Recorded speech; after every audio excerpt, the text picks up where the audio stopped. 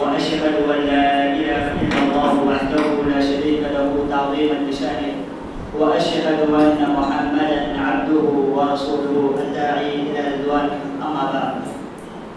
تمام قسم کی حمد و ثنا بزرگی و بڑائی رب العالمین وحدہ لا شریک کے لائق اور سزاوار ہے، جو اکیلا اس کائنات کا خالق، مالک، رازق، مدبر و پالنہار ہے۔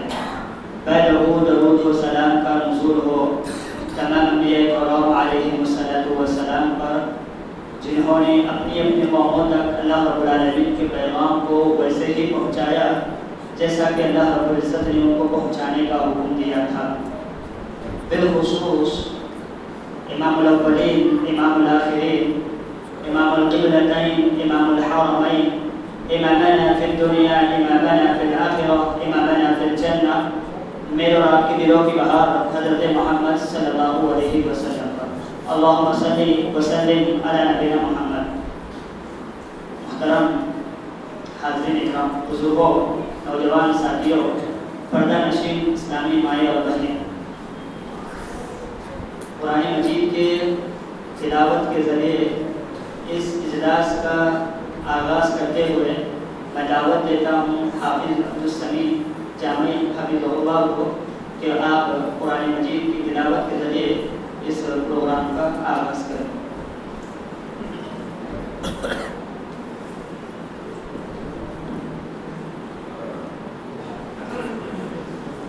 السلام علیکم ورحمۃ اللہ وبرکاتہ۔ اعوذ باللہ من الشیطان الرجیم، بسم اللہ الرحمن الرحیم۔ ان للمتقین مفازا حدائق وأعنابا وكواعب ترابا وكأسا دهاقا لا يسمعون فيها لغوا ولا كذابا جزاء من ربك عطاء حسابا رب السماوات والأرض وما بينهما الرحمن لا يملكون منه خطابا يوم يقوم الروح والملائكة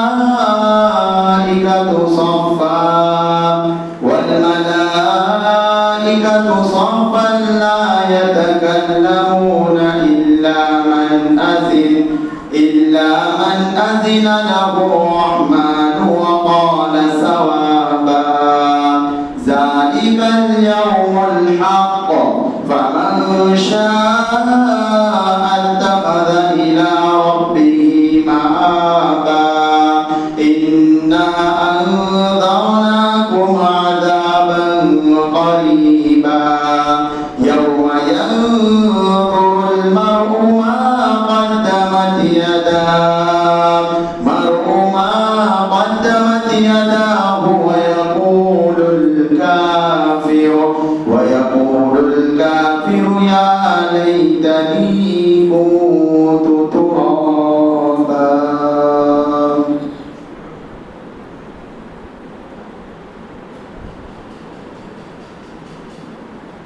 جزاک اللہ خیر۔ اللہ رب العالمین مجھے اور آپ کو قرآن مجید پڑھنے، سمجھنے اور اس پر عمل کرنے کی توفیق عطا فرمائے، آمین۔ اب بلا کسی تاخیر و تمہید کے میں فضیلت الشیخ لیاقت محمدی حفظہ اللہ سے گزارش کرتا ہوں کہ آپ آئے اور اپنی موضوع کی وضاحت کریں۔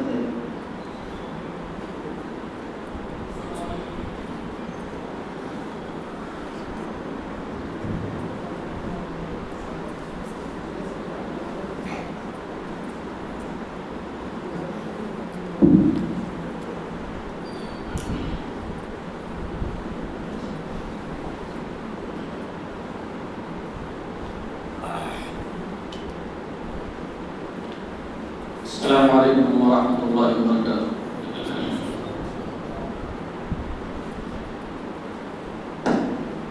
الحمد لله نحمده ونستعينه ونستغفره ونعوذ بالله من شرور أنفسنا ومن سيئات أعمالنا.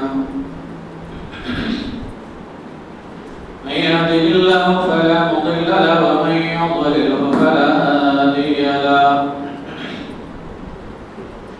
وأشهد أن لا إله إلا الله وحده لا شريك له.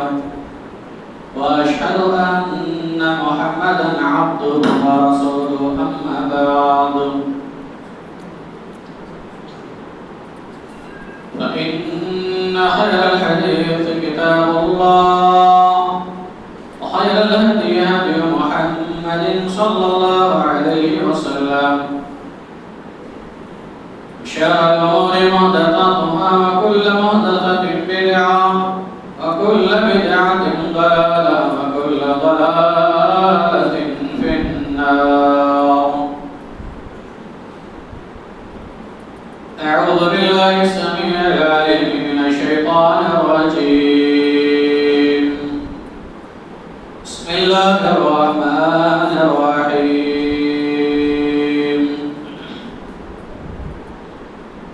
قل إن كنتم تحبون الله فاتبعوني يحببكم الله ويغفر لكم ذنوبكم والله غفور رحيم.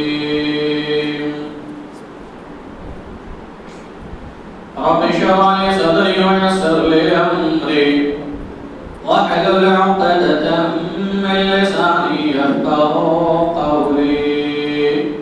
رب زدني علما.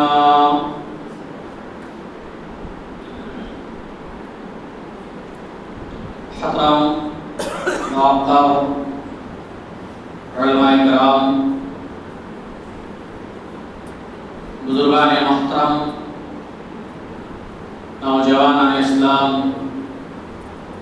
دینی ملی بھائی اور دوستوں،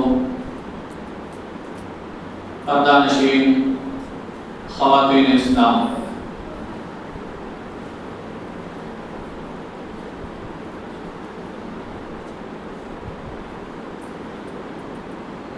نبی کریم صلی اللہ علیہ وسلم سے محبت ایمان کا جز ہے. ایمان کی تکمیل کے لیے رسول اللہ صلی اللہ علیہ وسلم سے محبت ضروری ہے. آپ صلی اللہ علیہ وسلم سے محبت کیے بغیر کوئی بھی شخص مومن ہو ہی نہیں سکتا. جو آپ سے محبت نہ کرے وہ مومن نہیں ہے.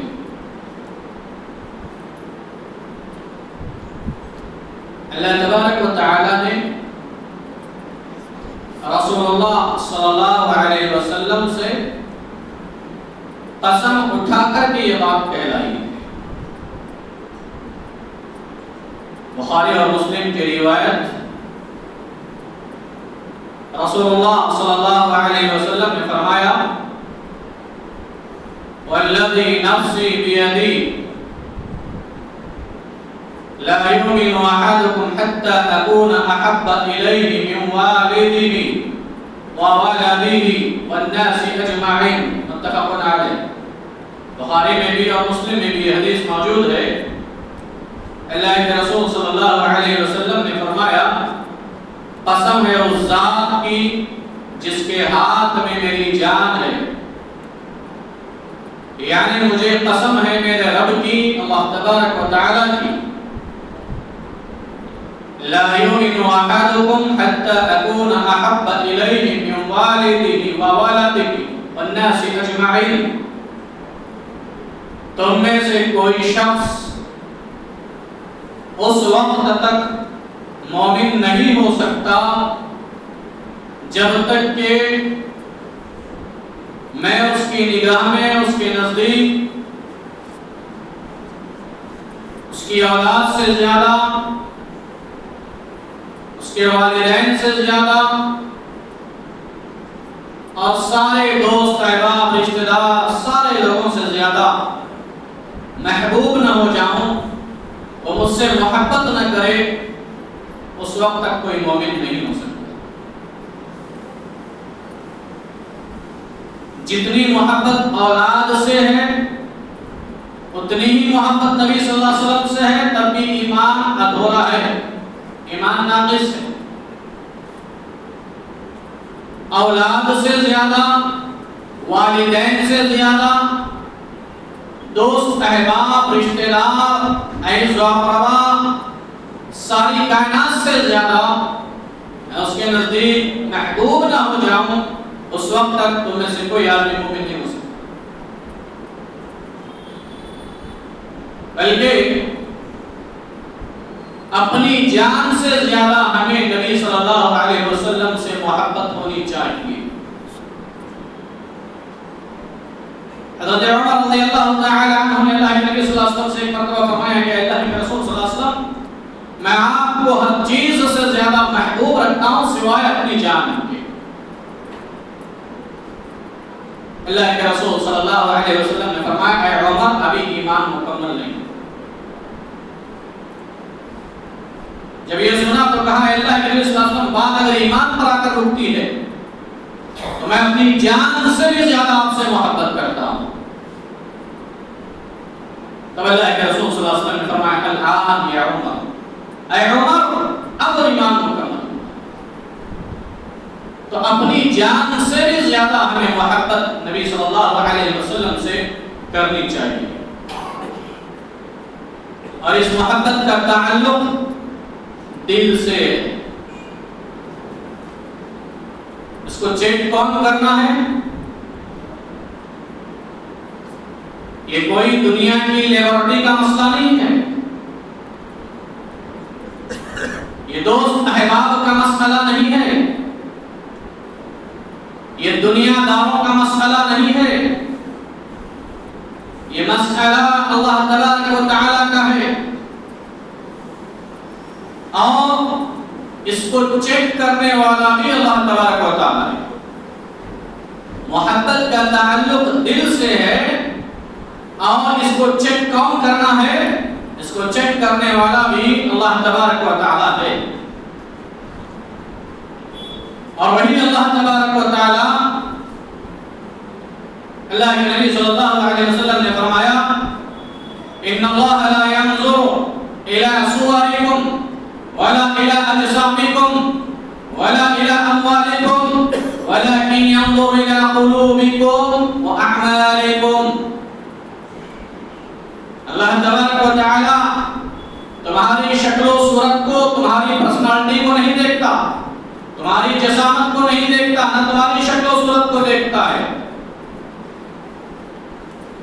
اور نہ ہی اللہ تبارک و تعالی تمہارے مال و دولت کو دیکھتا ہے۔ وَلَكِنْ يَنظُرُ إِلَىٰ قُلُوبِكُمْ وَأَعْمَالِكُمْ۔ اللہ تبارک و تعالی دیکھتا ہے تو دلوں کو دیکھتا ہے کہ اس دل میں محبت کس کی ہے، اس دل میں چاہت کس کی ہے۔ إِلَىٰ قُلُوبِكُمْ، دل کو اللہ تعالی دیکھتا ہے، وَأَعْمَالِكُمْ، اور تمہارے اعمال کو دیکھتا ہے کہ اس کی محبت کے مطابق اس کے اعمال ہے یا نہیں ہے۔ کیا صرف کھوکھلا دعویٰ ہے محبت کا؟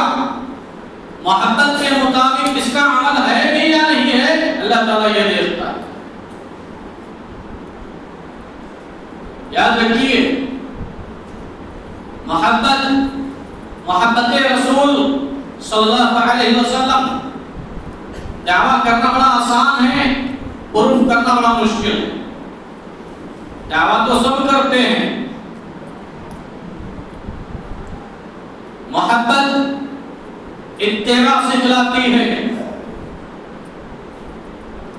محبت اطاعت پر اکساتی ہے، محبت تابعداری سے ملاتی ہے، فرما برداری سکھلاتی ہے، وہ محبت جو اتباع سکھلائے، وہ محبت جو اطاعت اور تابعداری سے خالی ہے، وہ محض ایک کھوکھلا دعویٰ ہے، وہ محض ایک کھوکھلا دعویٰ ہے۔ آئیے اگر محبت کرنا ہے تو ایسی کرو، ایسی محبت۔ اگر رسول اللہ صلی اللہ علیہ وسلم کا ایک حکم آ جائے، آپ صلی اللہ علیہ وسلم کا ایک فرمان آ جائے، تو محبت رسول کا تقاضا یہ ہے کہ آدمی اپنی ساری خواہشات کو ترک کر دے۔ محبت رسول کا تقاضا یہ ہے کہ ایک حکم رسول آ جانے کے بعد، فرمان رسول آ جانے کے بعد آدمی ساری باتوں کو ترک کر دے۔ یہ محبت، یہی محبت کا مطالبہ ہے اور یہی محبت رسول کا تقاضا بھی ہے۔ اور اگر صرف زبان سے محبت کا دعویٰ ہے تو وہ کافی نہیں ہے۔ آئیے ذرا دیکھیں محبت کیسی کرنی چاہیے۔ کیا اپنے نظریات کے حساب سے، اپنے خیالات کے حساب سے، اپنے منمانی طریقے سے؟ نہیں، محبت کرنا ہے تو ایسی کرو۔ صحابہ کرام کو دیکھیے، نبی کریم صلی اللہ علیہ وسلم اور صحابہ کرام میدان خیبر میں ہے، سارا دن جنگ میں ہے، اور رات کے وقت صحابہ کرام تھکے ہارے، زخموں سے چور ہو کر کے اپنے خیموں کی طرف واپس آئے۔ رات کا وقت ہے، پالتو گدھوں کو انہوں نے ذبح کیا۔ اس وقت گدھوں کا گوشت ابھی حرام نہیں ہوا تھا، پالتو گدھے کا گوشت ابھی حرام نہیں ہوا تھا۔ صحابہ کرام نے بڑی مشکل سے گدھے کو ذبح کیا، اس کی خان اتاری، بوٹیاں بنائی، پتھروں کو رگڑ کر کے آگ جلائی، اور ہانڈی میں گوشت کو پکانے کے لیے رکھ دیا۔ اللہ کے رسول صلی اللہ علیہ وسلم کا گزر ہوا، آپ صلی اللہ علیہ وسلم آئے، پوچھا کیا کر رہے ہو؟ کہا اللہ کے رسول صلی اللہ علیہ وسلم گوشت پکا رہے ہیں۔ کس کا؟ گدھے کا گوشت۔ آپ صلی اللہ علیہ وسلم نے فرمایا کہ آگاہ ہو جاؤ، ابھی ابھی آسمان سے یہ پیغام آیا ہے کہ اللہ تبارک و تعالیٰ نے تمہارے اوپر گوشت گدھے کا حرام کر دیا ہے۔ اللہ تعالیٰ نے تمہارے اوپر گدھے کا گوشت آج کے بعد حرام کر دیا ہے، اب اس کا کھانا جائز نہیں ہے۔ اللہ کے نبی صلی اللہ علیہ وسلم نے یہ فرمان سنا دیا۔ صحابہ کرام سارا دن دشمنوں سے لڑتے رہے، کفار سے، مشرکوں سے ٹکراتے رہے، جسم کے اوپر زخم آئے ہوئے ہیں، زخموں سے چکنا چور ہیں۔ رات کے وقت خیموں میں آئے ہیں، بھوک نے ستایا ہے، پیاس نے ستایا ہے، زخموں سے چور ہے، اور بڑی مشکل کے ساتھ جانور گدھے کو ذبح کیا، اس کی خاک اتاری اور اسے پکایا ہے۔ اور یاد رکھیے اس کے علاوہ ان کے پاس کوئی دوسرا کھانا نہیں ہے، کوئی دوسرا کھانا نہیں ہے، بھوک ستا رہی ہے، پیاس ستا رہی ہے، جسم زخموں سے چور ہے۔ نبی کریم صلی اللہ علیہ وسلم کا ایک حکم آیا ہے کہ ابھی ابھی اللہ کا یہ پیغام آیا ہے کہ اللہ تبارک و تعالیٰ نے تمہارے اوپر گدھے کا گوشت حرام کر دیا ہے، یہ حرام ہو چکا ہے۔ قربان جاؤں صحابہ کرام پر رضوان اللہ علیہم اجمعین، یہ نہیں کہا انہوں نے ہم میں سے کوئی ہوتا تو ایسی ہی بات کرتا۔ انہوں نے یہ نہیں کہا کہ یہ کیسا دین ہے، یہ کیسی شریعت ہے، یہ کیسا اسلام ہے۔ سارا دن ہم دشمنوں سے لڑتے رہے، کفار سے لڑتے رہے، جانوں کے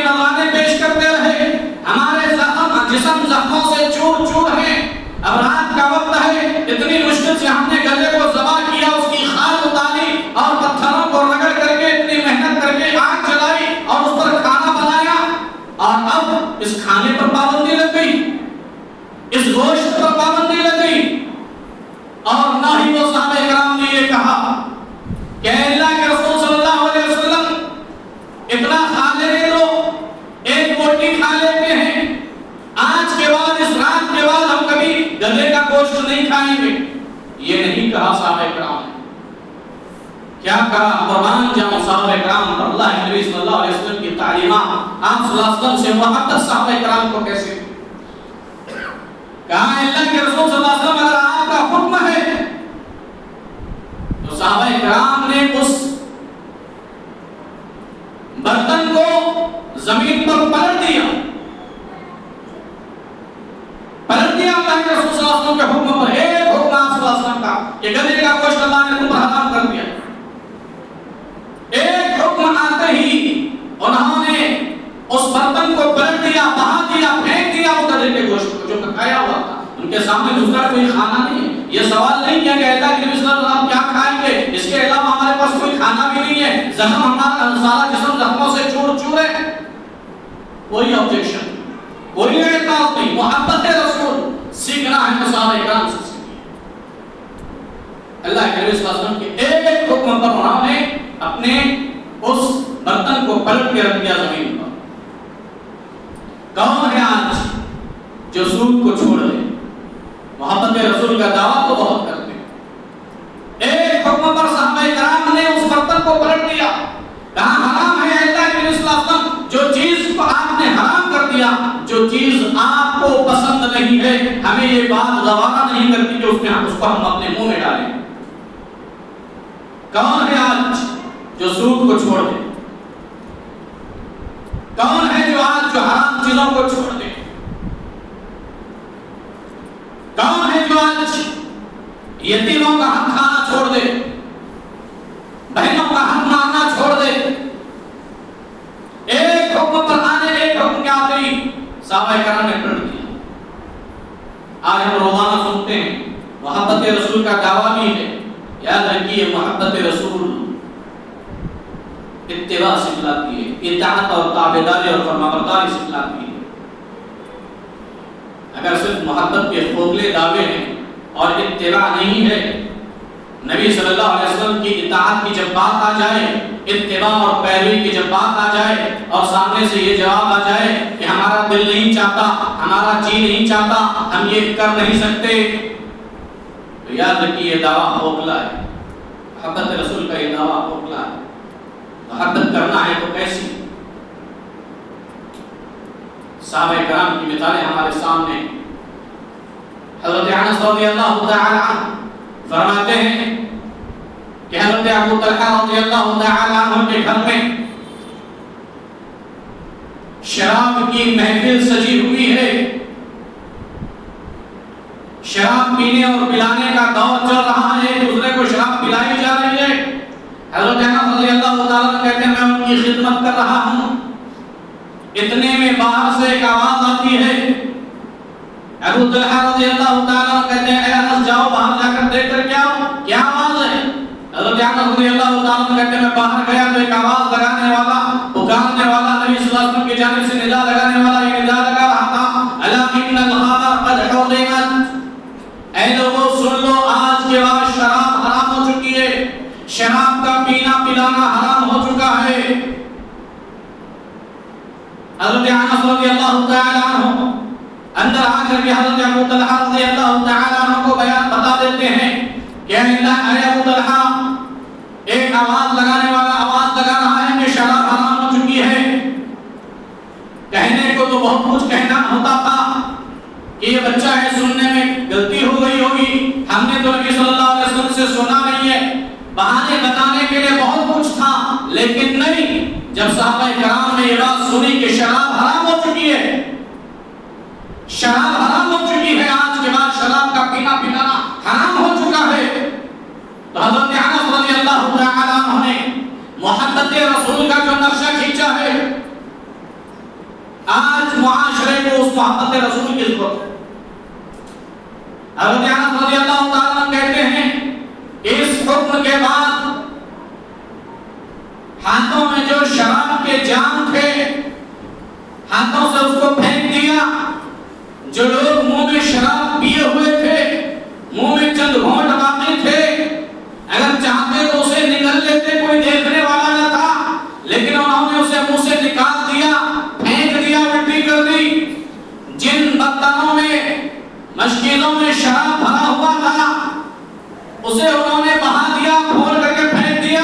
حضرت انس رضی اللہ تعالیٰ عنہ کہتے ہیں کہ مدینہ کی گلیوں میں منظر یہ تھا کہ ہر گھر سے شراب باہر بہ رہی تھی، مدینہ کی گلیوں میں شراب بہ رہی تھی۔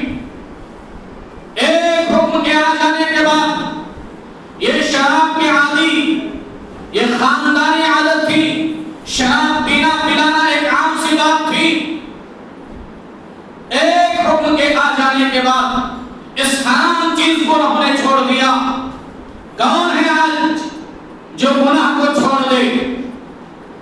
کون ہے جو آج زنا کو چھوڑ دے؟ کون ہے جو آج شراب کو چھوڑ دے؟ کون ہے جو آج جوئے کو چھوڑ دے؟ دعویٰ کرنا بڑا آسان ہے، محبت رسول کا یہ تقاضا ہے کہ نبی صلی اللہ علیہ وسلم کا ایک حکم آتے ہی آپ کے حکم پر عمل پیدا ہو جائے، اپنی خواہشات کو ترک کر دیا جائے، ساری باتوں کو چھوڑ دیا جائے۔ آج سگریٹ بیڑی چھوڑنا ہمارے لیے مشکل ہو جاتا ہے، گٹکا چھوڑنا مشکل ہو جاتا ہے، تمباک نشہ اور چیزیں چھوڑنا ہمارے لیے مشکل ہو جاتا ہے۔ سامنے والے سے کہا جائے بھائی آپ یہ جو کر رہے ہیں اللہ کے لیے اپنے آپ پہ رحم کیجئے، اپنے گھر والوں پر، اپنے بیوی بچوں پر رحم کیجئے۔ آج جائیے اسپتالوں میں کتنے کینسر کے مریض ہم دیکھتے ہیں جن کی زبانیں پھاڑی ہوئی ہے، جن کے دانت پھاڑے ہوئے ہیں، جن کا آدھا چہرہ پھٹا ہوا ہے۔ یہ سارے مناظر دیکھتے ہیں، گٹکے کی پوری پر بھی ہمیں صاف لکھا ہوا نظر آتا ہے، پھر بھی ہمیں احساس نہیں ہوتا، پھر بھی ہم اس چیز کو سمجھتے نہیں ہیں۔ میرے بھائی اور دوستو، آج اگر کہا جائے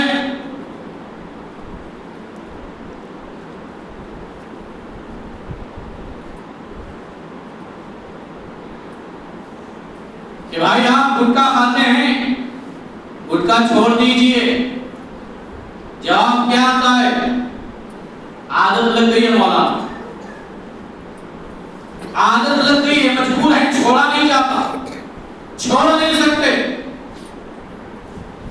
اللہ کے بندو، یہ جو شراب کی محفل سجی ہوئی تھی حضرت ابو طلحہ رضی اللہ تعالیٰ عنہ کے گھر میں، یہ خاندانی سلسلہ چلتا تھا، ایک دو دن کی بات نہیں تھی، کئی سالوں سے شراب پینے اور پلانے کا سلسلہ چلا تھا۔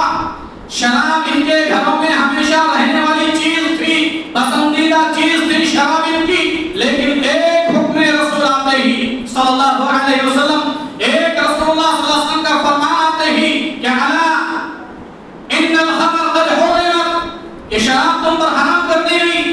ایک حکم آتے ہی جو ہاتھوں میں شراب کے پیالے تھے اسے پھینک دیا، منہ میں جو شراب تھی اسے پھینک دیا، مٹکوں میں جو شراب بھری ہوئی تھی اسے کھول دیا۔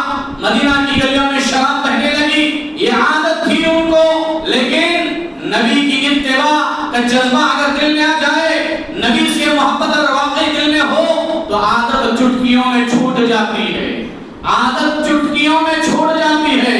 کون ہے جو انشاءاللہ یہاں بیٹھ کر کے عہد کرے گا کہ میں آج کے بعد کبھی گٹکا نہیں کھاؤں گا؟ ہے انشاءاللہ، کریں گے انشاءاللہ، محبت رسول ہے تو یہ عہد کیجئے انشاءاللہ ہم گٹکا آج کے بعد نہیں کھائیں گے، ہم سگریٹ نہیں پیئیں گے انشاءاللہ، ہم نشہ اور چیزیں استعمال نہیں کریں گے۔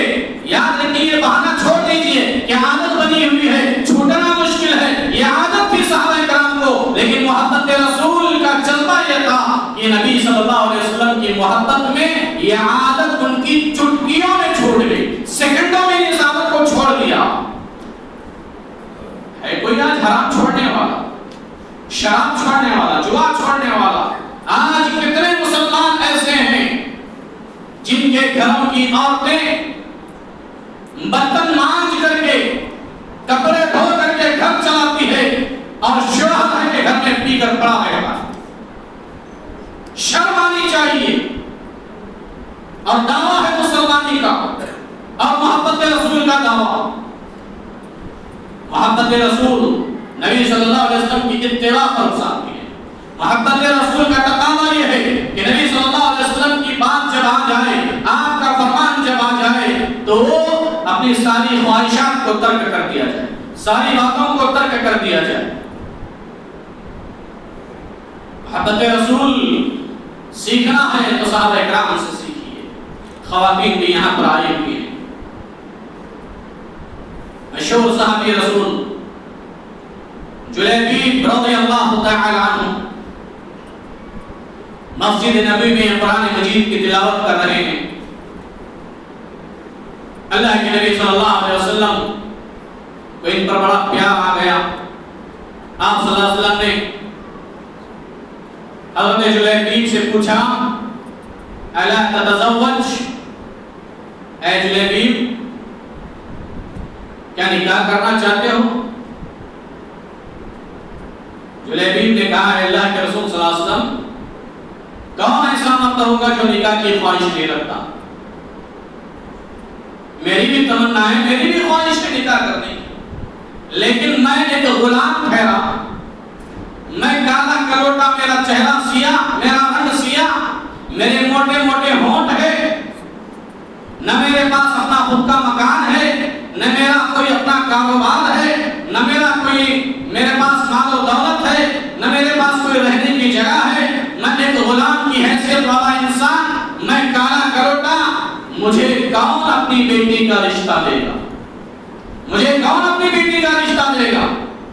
اللہ کے نبی صلی اللہ علیہ وسلم نے کہا اے جلیبیب فلاں صحابی کے گھر جاؤ اور جا کر کے ان سے کہو کہ میں نے بھیجا ہے،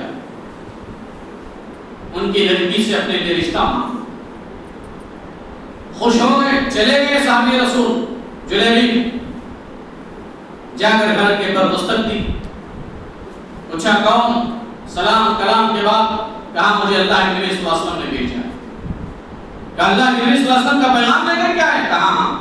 کہا اہلا وسہلا، آئیے۔ پوچھا کیا پیغام ہے؟ کہا اللہ کے رسول صلی اللہ علیہ وسلم نے آپ کی لڑکی کے لیے رشتہ مانگا ہے۔ خوش ہو گئے، کہا اللہ کے نبی صلی اللہ علیہ وسلم نے اپنے لیے رشتہ مانگا ہے؟ نہیں، اپنے لیے نہیں، میرے لیے۔ دیکھا رنگ سیاہ ہے، کالا ہے، غربت کے مارے ہیں، خاموش ہو گئے، خاموش ہو گئے، اور گھر کے اندر جا کر کے اپنی بیوی سے مشورہ کرنے لگے آہستہ سے کہ اللہ کے رسول صلی اللہ علیہ وسلم کا یہ حکم ہے، آپ صلی اللہ علیہ وسلم کا یہ پیغام ہے، کہاں ہماری بیٹی اور کہاں یہ جلیبیب، دونوں کا ایک دوسرے سے کوئی مقابلہ ہی نہیں ہے، کوئی بات ہی نہیں بنتی۔ حدیث میں آتا ہے کہ مدینہ کی لڑکیوں میں سب سے زیادہ خوبصورت لڑکی تھی یہ، اور یہ کہہ رہے انتہائی سیاہ رنگ کی، موٹے ہونٹ والے، غریب، نہ خود کا مکان، نہ خود کا کاروبار، نہ مال و دولت۔ وہ صحابی بیوی سے جا کر مشورہ کرنے لگے کہ اللہ کے نبی صلی اللہ علیہ وسلم کا پیغام آیا ہے، کیا کریں، کیا جواب دیں، کیسے واپس بھیجیں، کیسے لوٹائیں؟ ابھی میاں بیوی میں یہ باتیں چل رہی تھی کہ ان کی بیٹی آئی ادھر سے، اور آپ نے کہا کیا ہے، آپ بڑے فکر مند لگ رہے ہو، بڑے ٹینشن میں لگ رہے ہو، معاملہ کیا ہے؟ باپ نے کہا کیا ہے، میری پیاری بیٹی ہے، لگتے جگر، ہمارا تو ہو گیا ہے، تیرا کیسے ہوگا؟ اللہ کے نبی صلی اللہ علیہ وسلم کا یہ پیغام آیا ہے، آپ صلی اللہ علیہ وسلم نے جلیبیب کے لیے تیرا نکاح پیغام رشتہ مانگا ہے، کیسے اس کے ساتھ تو زندگی گزارے گی، کیسے اس کے ساتھ رہے گی، تو اتنی حسین و خوبصورت، اور وہ جلیبیب سیاہ رنگ، وہ لڑکی، وہ بیٹی کہتی ہے اے میرے ابا جان آپ کی بات صحیح ہے، میری بھی بڑی تمنائیں ہیں، میری بھی بڑی آرزویں، میری بڑی خواہشیں کہ مجھے بھی کوئی حسین و جمیل لڑکا مل جائے، کوئی مالدار لڑکا مل جائے، میری بڑی تمنا ہے، میری بڑی خواہش ہے، لیکن کیا آپ میرے خاطر، اور کیجئے میری ماں اور بہنیں بھی آنا چاہیے، خواتین میں کیسا جذبہ تھا اتباع رسول کا، محبت رسول کیسی، نبی صلی اللہ علیہ وسلم کا پیغام اور حکم آ جانے کے بعد ماننے کا جذبہ کیسا تھا؟ وہ لڑکی کہتی ہے کہ اے میرے ابا جان، اے میرے امی جان، بات تو آپ کی صحیح ہے کہ میری بڑی تمنائیں، بڑی خواہشیں تھی، کیا کیا ارمان میں لے کر بیٹھی تھی، لیکن میں پوچھنا یہ چاہتی ہوں کیا آپ میرے خاطر رسول اللہ صلی اللہ علیہ وسلم کے حکم کو لوٹا دو گے؟ کیا آپ میرے خاطر رسول اللہ صلی اللہ علیہ وسلم کے حکم کو ماننے سے انکار کر دو گے؟ کیا خاندان اور قبیلے کی باتوں کے ڈر سے، لوگوں کے تانوں کے ڈر سے آپ نبی صلی اللہ علیہ وسلم کے حکم کو لوٹا دو گے، رد کر دو گے، انکار کر دو گے؟ نہیں ہے میرے ابا جان، اے امی جان، ایسی بات نہیں ہے۔ اگر یہ رسول اللہ صلی اللہ علیہ وسلم کا حکم ہے تو میں جلیبیب سے نکاح کرنے کے لیے تیار ہوں۔ اللہ، کیا جذبات، کیا محبت، کہاں میں تیار ہوں نکاح کے لیے۔ اگر اللہ کے نبی صلی اللہ علیہ وسلم کا یہ حکم ہے، آپ صلی اللہ علیہ وسلم نے یہ پیغام بھیجا اور آپ صلی اللہ علیہ وسلم کا یہ فرمان ہے، تو میں آپ صلی اللہ علیہ وسلم کی محبت میں اس حکم پر عمل کرنے کے لیے تیار ہوں، جلیبیب سے نکاح کے لیے میں تیار ہوں۔ اللہ رب العالمین نے اس نکاح میں ایسی برکت دی، اللہ تبارک و تعالیٰ نے ایسے خیر و برکت دی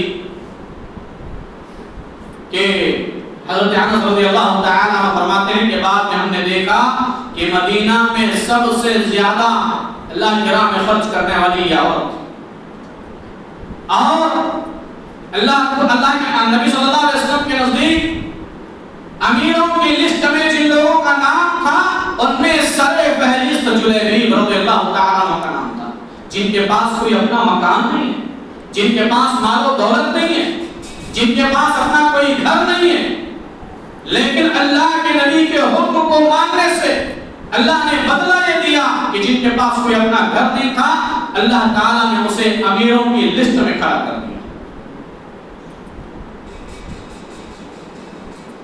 کون ہے آج جو اپنے بچوں کی شادیاں سنت رسول کے مطابق کرتے ہیں؟ آج تو اس اولاد کی خاطر نہ جانے ہم کتنے فرمان رسول کو رونے دیتے ہیں۔ لا يؤمن أحدكم حتى أكون أحب إليه من والده وولده والناس أجمعين۔ اور کیجئے کہیں نہ کہیں ایسے وقت میں ہماری اولاد کی محبت ہمارے اوپر غالب آ جاتی ہے۔ کتنے غلط کام ہم کر جاتے ہیں صرف اور صرف اس لیے کہ ہماری اولاد خوش ہو جائے، ہماری اولاد راضی ہو جائے۔ کیا کریں مولانا، بچہ بڑا ضدی ہے، ماننے کے لیے تیار ہے۔ کبھی کبھار ایسا ہوتا ہے کہ والدین کو راضی کرنے کے لیے غلط چیزیں اختیار کر لینے پڑتی ہے، خرافات اختیار کر لینا پڑتا ہے۔ کہاں جائے تو کہتے ہیں نہیں، گھر کے نانی ماں ماننے کے لیے تیار نہیں ہے، دادی ماننے کے لیے تیار نہیں ہے۔ غور کیجئے کیا محبت رسول ہے؟ کہیں نہ کہیں دنیا داری کی محبت رسول پہ غالب آ رہی ہے۔ اور اللہ کے نبی نے کہا لا یؤمن احدکم حتی اکون احب الیہ من والدہ وولدہ والناس اجمعین۔ تم میں سے کوئی آدمی اس وقت تک مومن نہیں ہو سکتا جب تک کہ میں اس کی نظر میں اس کے اولاد سے زیادہ، اس کے والدین سے زیادہ اور ساری کائنات سے زیادہ محبوب نہ ہو جاؤں۔ دنیا والوں کی خاطر کتنے غلط کام ہم کر لیتے ہیں۔ محبت رسول عبداللہ بن مسعود رضی اللہ تعالی عنہ، اللہ کے نبی صلی اللہ علیہ وسلم ایک مرتبہ مسجد نبوی میں خطبہ دے رہے ہیں۔ آپ صلی اللہ علیہ وسلم نے حکم فرمایا اجلسوا، بیٹھ جاؤ، بیٹھ جاؤ۔ عبداللہ بن مسعود رضی اللہ تعالی کون؟ جن کی باریک باریک پنڈلیاں، لیکن اللہ کے نبی صلی اللہ علیہ وسلم نے فرمایا ان پنڈلیوں کا وزن اللہ کے ترازو میں احد پہاڑ سے بھی زیادہ۔ کون عبداللہ بن مسعود؟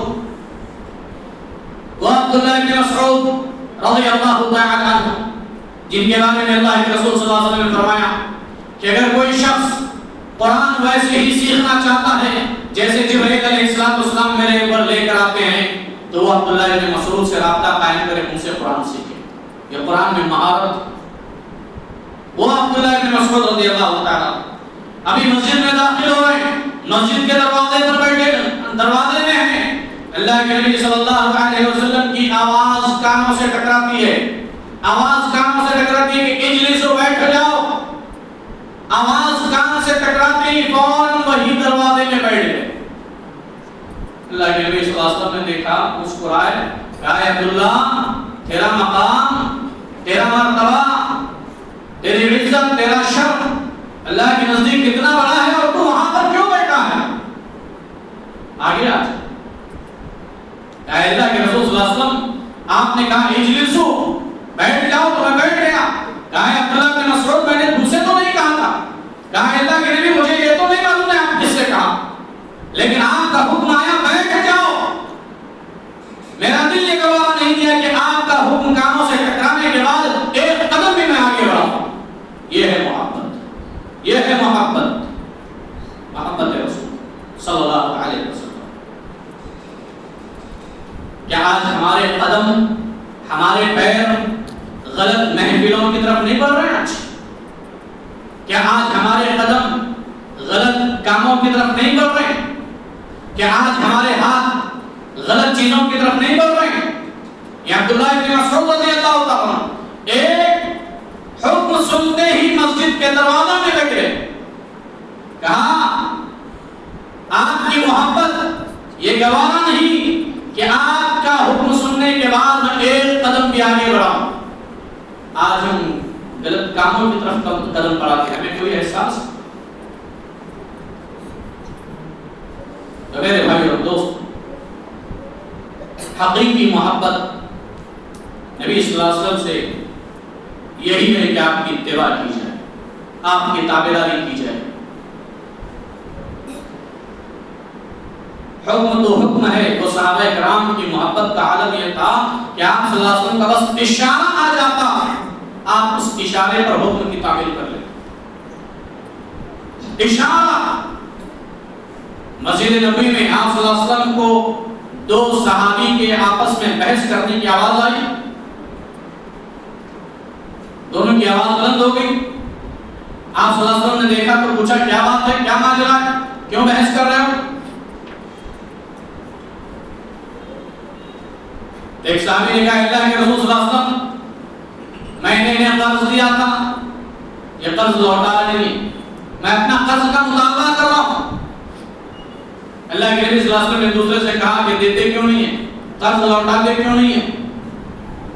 اللہ کے نبی صلی اللہ علیہ وسلم لوٹانا تو چاہتا ہوں لیکن فی الحال ابھی موجود نہیں ہے. آپ صلی اللہ علیہ وسلم نے کوئی لمبی چوڑی تقریر نہیں کی، کوئی بہت ساری قرآن کی آیتیں نہیں پڑھی. آپ صلی اللہ علیہ وسلم نے بس انگلی سے اشارہ کیا اس طریقے سے. کیا سمجھے؟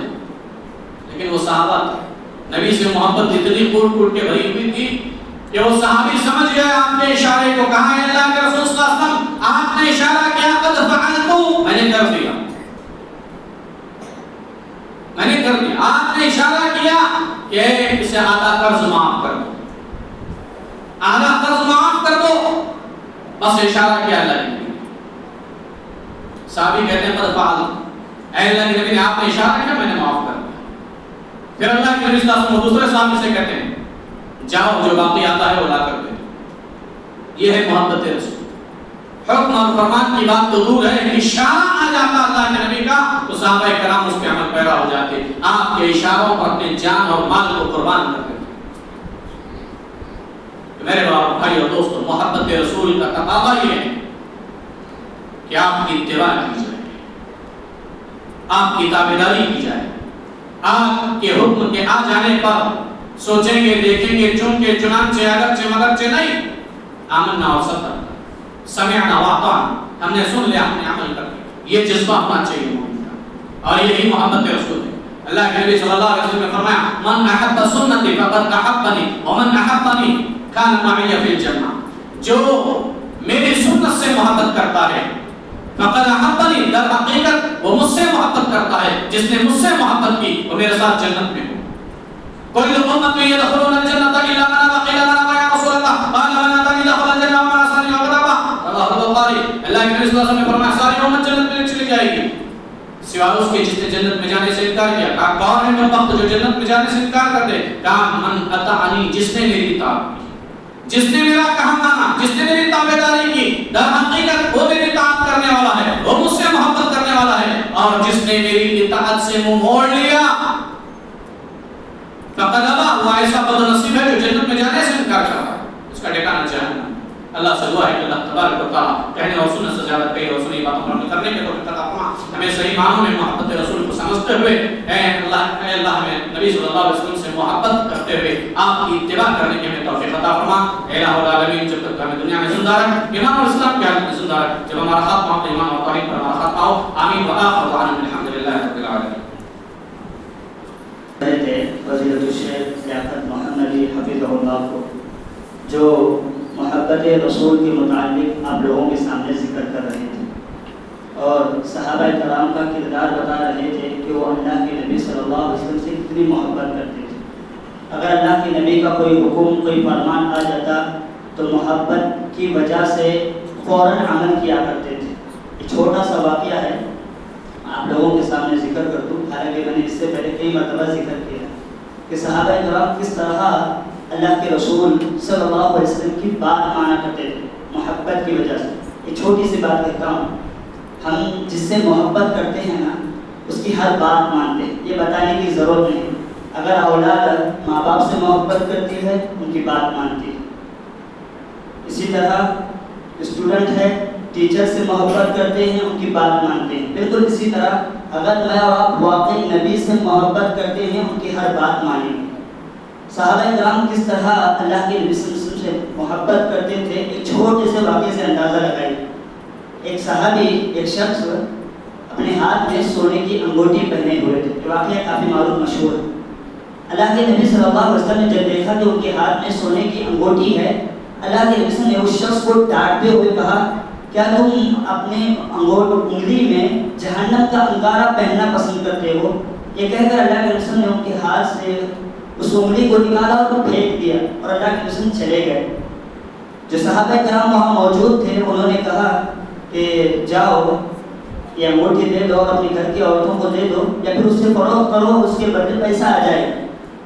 صحابہ رسول کی محبت دیکھیے اللہ کے نبی سے کتنی تھی کہ جس چیز کو نبی نے اٹھا کے پھینک دیا ہو اسے دینا بھی وہ گوارا نہیں کرتے تھے.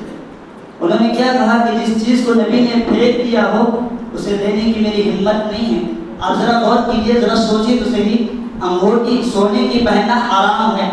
انہیں معلوم نہیں تھا، جیسے ہی معلوم ہوا پھینک دیا اللہ کے نبی نے، انہوں نے لینے سے بھی انکار کر دیا. آج ہماری حالتیں کیا ہے؟ زبان سے تو عاشق رسول ہونے کے دعوے، زبان سے تو محبت رسول ہونے کے دعوے ہے، لیکن کیا ہے آپ دیکھ لیجئے شادی بیاہ کا معاملہ یا انگیجمنٹ کا معاملہ، ایک آدھ گھنٹہ پہن لیں تو کیا ہو جاتا ہے نا ہماری حالتیں. لہذا مجھے اور آپ کو چاہیے جس طرح صحابہ کرام اللہ کے نبی سے محبت کرتے تھے، مجھے اور آپ کو بھی چاہیے میں اور آپ بھی اللہ رب العالمین سے اور نبی سے محبت کریں. اللہ رب العالمین مجھے اور آپ کو نبی صلی اللہ علیہ وسلم سے محبت کرنے والا بنائے. اسی طرح میں استاد محترم فضیلت الشیخ اظہار الحق المدنی حافظہ اللہ سے گزارش کرتا ہوں کہ آپ اپنے موضوع کی وضاحت.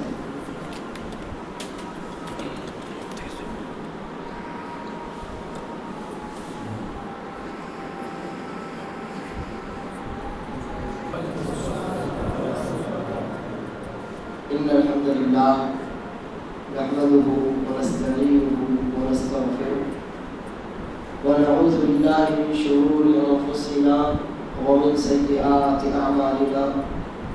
من يهده الله فلا مضل له ومن يضلل فلا هادي له. وأشهد أن لا إله إلا الله وحده لا شريك له وأشهد أن محمدا عبده ورسوله. أما بعد فإن خير الحديث كتاب الله وخير الهدي هدي محمد صلى الله عليه وسلم وشر الأمور محدثاتها وكل محدثة بدعة وكل بدعة ضلالة وكل ضلالة في النار. محترم حاضرین، بزرگوں، نوجوانوں، معصوم بچوں اور قابل قدر باوقار مردانشین میری ماؤں، بہنوں اور بیٹیوں، اور یہاں میرے ساتھ موجود علماء کرام، اساتذہ نظام، مربیان کرام، 12 ربیع الاول یہ وہ تاریخ ہے کہ جس تاریخ کو لے کر کچھ لوگوں نے گھماسان مچایا، اور وہ مہینہ جس سے ہم ابھی گزر رہے ہیں یہ ربیع الاول کا مہینہ ہے۔ ربیع الاول کے مہینے کی ایسی کوئی خاص فضیلت تو ہے نہیں کہ قرآن کریم میں خصوصیت سے جس کا تذکرہ آئے یا نبی صلی اللہ علیہ وسلم نے اپنی احادیث مبارکہ میں اس کی کوئی فضیلت ذکر فرمائی۔ اگر فضیلت رمضان کے بجائے ربیع الاول کو حاصل ہوتی تو رمضان کے روزے فرض نہ ہوتے، ربیع الاول کے روزے فرض ہوتے۔ اگر فضیلت ذی الحجہ کے بجائے ربیع الاول کو حاصل ہوتی تو ذی الحجہ کے مہینے میں حج نہ کیا جاتا، قربانیاں نہ کی جاتی، بلکہ ربیع الاول کے مہینے میں حج بھی ہوتا، قربانیاں بھی ہوتی۔ اگر ربیع الاول کے مہینے کو ایسی کوئی فضیلت ہوتی جیسے کہ محرم کو ہے یا ذی القعدہ ذی الحجہ کو ہے یا رجب کو ہے تو یہ مہینے حرام نہ ہوتے، یا ان میں سے کسی ایک کی بجائے ربیع الاول کا مہینہ حرمت والا ہوتا۔ لیکن ایسی کوئی بات نہیں۔ رمضان کو فضیلت حاصل ہے، چنانچہ اس کے روزے ہمارے دین کا رکن قرار پائے۔ ذی الحجہ کو فضیلت حاصل ہے، اس لیے اس میں حج ہمارے دین کا رکن قرار پایا۔ اور بقیہ ذی القعدہ ذی الحجہ محرم اور رجب یہ 4 مہینے حرمت والے قرار پائے کہ اللہ عز و جل نے فرمایا ان عدت الشہور عند اللہ 12 شهرا فی کتاب اللہ یوم خلق السماوات والارض منها 4 حرم ذلك الدین القیم فلا تظلموا فیہن انفسکم۔ اللہ عز و جل کی یہاں مہینوں کی گنتی ہر سال میں 12 ہی ہوتی ہے، ان میں سے 4 مہینے حرمت والے ہیں، اور یہ 4 مہینے ان میں سے ربیع الاول کا مہینہ ہے۔ تو اگر آپ قرآن کریم ترجمہ تفسیر پڑھیں، نبی صلی اللہ علیہ وسلم کی احادیث پڑھیں تو آپ کو رمضان کی فضیلت میں، رمضان کے فضائل میں بے شمار احادیث ملے گی، آیتیں بھی ملیں گی۔ ذی الحجہ کے فضائل میں آپ کو آیات اور احادیث ملے گی، محرم یا پھر ذی القعدہ یا ذی الحجہ اور رجب کی حرمت کے تعلق سے فضائل میں بھی آپ کو کافی کچھ احادیث ملے گی۔ لیکن ربیع الاول وہ مہینہ ہے کہ جس کی فضیلت میں آپ کو نہ کوئی آیت ملے گی نہ کوئی حدیث ملے گی۔ اگر اس کی کسی بھی طرح کی کوئی فضیلت ثابت ہوتی تو اللہ عز و جل کے کلام پاک میں یا رسول اللہ صلی اللہ علیہ وسلم کی سنت مطہرہ میں اس کا ذکر ضرور ہوتا۔ ہاں، اس مہینے میں رسول اللہ صلی اللہ علیہ وسلم کی ولادت ضرور ہوئی، لیکن اگر رسول اللہ صلی اللہ علیہ وسلم کی ولادت اس مہینے میں ہوئی ہے تو نبی صلی اللہ علیہ وسلم کی وفات بھی اسی مہینے میں۔ تو اگر یہ مہینہ نبی صلی اللہ علیہ وسلم کی ولادت کی وجہ سے برکت والا قرار پائے تو نبی صلی اللہ علیہ وسلم کی وفات کی وجہ سے اس کو منحوس بھی قرار دیا جانا چاہیے، لیکن ایسا نہیں ہے، اور ایسا ہرگز بھی نہیں ہے۔ کوئی مہینہ ہو، کوئی دن ہو، کوئی رات ہو، کسی کی ولادت سے نہ وہ برکت والا ہوتا ہے اور نہ کسی کی وفات سے اس کی برکت چھن جاتی ہے، ایسی کوئی بات نہیں ہے۔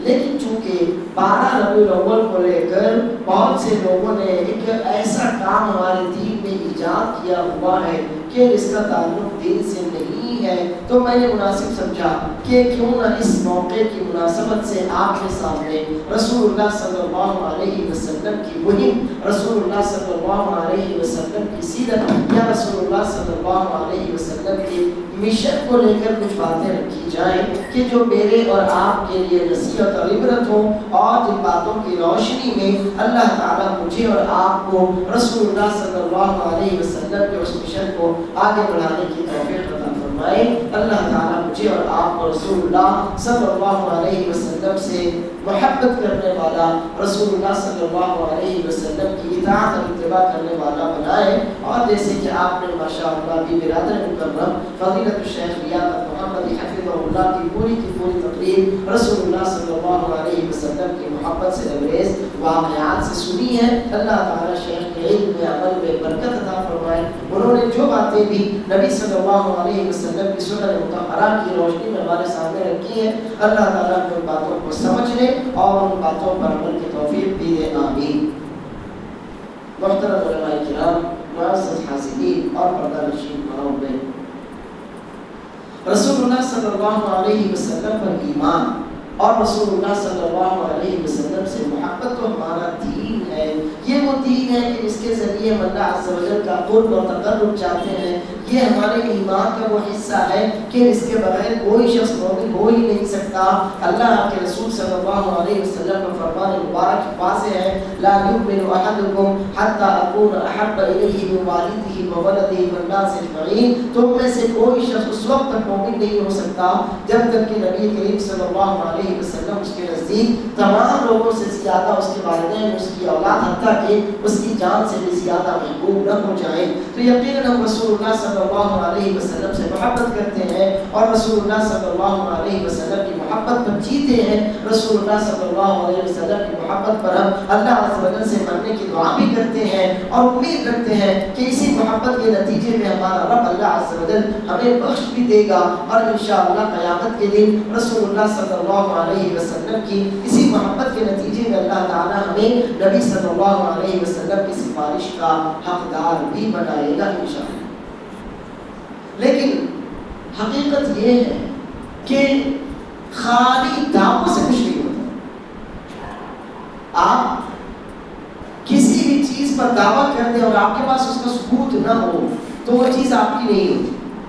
آپ دعویٰ کریں کہ مجھے اللہ کے رسول صلی اللہ علیہ وسلم سے محبت ہے تو آپ سے کہا جائے گا آپ اپنے اس دعوے کو ثابت کر کے بتائیں. آپ نعرہ لگائیں کہ میں رسول اللہ صلی اللہ علیہ وسلم سے محبت کرتا ہوں تو آپ سے کہا جائے گا کہ آپ اس محبت کو عمل سے ثابت کر کے بتائیں. اگر آپ نے صرف دعویٰ کیا تو دعوے کی بنیاد پر ہماری شریعت کوئی فیصلہ نہیں کرتی، ہماری عقل فیصلہ نہیں کرتی، ہمارا قانون کوئی فیصلہ نہیں کرتا.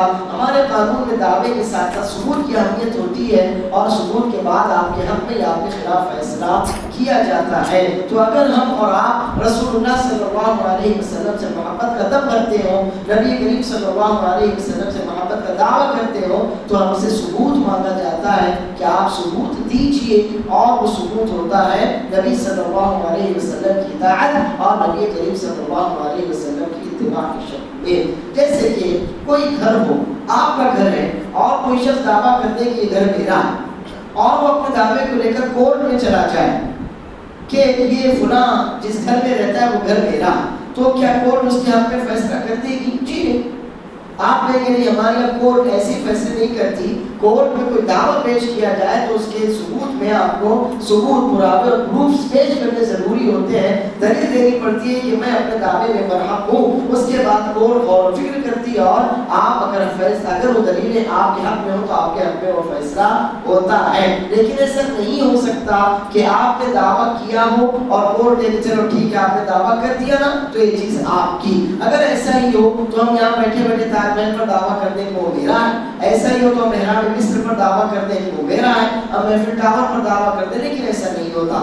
آپ کسی بھی چیز کا دعویٰ کریں تو پہلے اس دعوے کے پیچھے عقل ہونا چاہیے کہ لوگ آپ کے اس دعوے کو سچ مانیں گے بھی یا نہیں مانیں گے. اور اس کے بعد یہ ہے کہ آپ نے جو دعویٰ کیا ہے آپ اپنے اس دعوے میں سچے ہوں تو اس کے حق میں آپ کو ثبوت، پراوے اور پروفس پیش کرنے ہوتے ہیں، ورنہ آپ کا وہ دعویٰ خارج ہو جاتا ہے.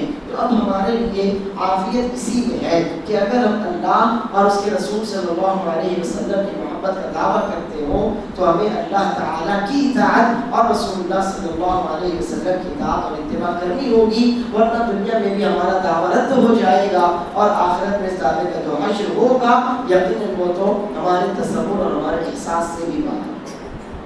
میں یہ چاہتا ہوں کہ میرے پاس جو 45 منٹ کا ٹائم ہے، اس وقت میں آپ کے سامنے بجائے اس کے نبی صلی اللہ علیہ وسلم کی سیرت کی اہمیت، نبی صلی اللہ علیہ وسلم کی دعوت اور محبت پر کچھ کہوں، کیوں نہ میں نبی کریم صلی اللہ علیہ وسلم کے مشن کو لے کر آپ کے سامنے کچھ باتیں رکھوں کہ رسول اللہ صلی اللہ علیہ وسلم نبی بنا کر بھیجے گئے تو آخر اللہ عز و جل میں اس کی کیا ضرورت تھی؟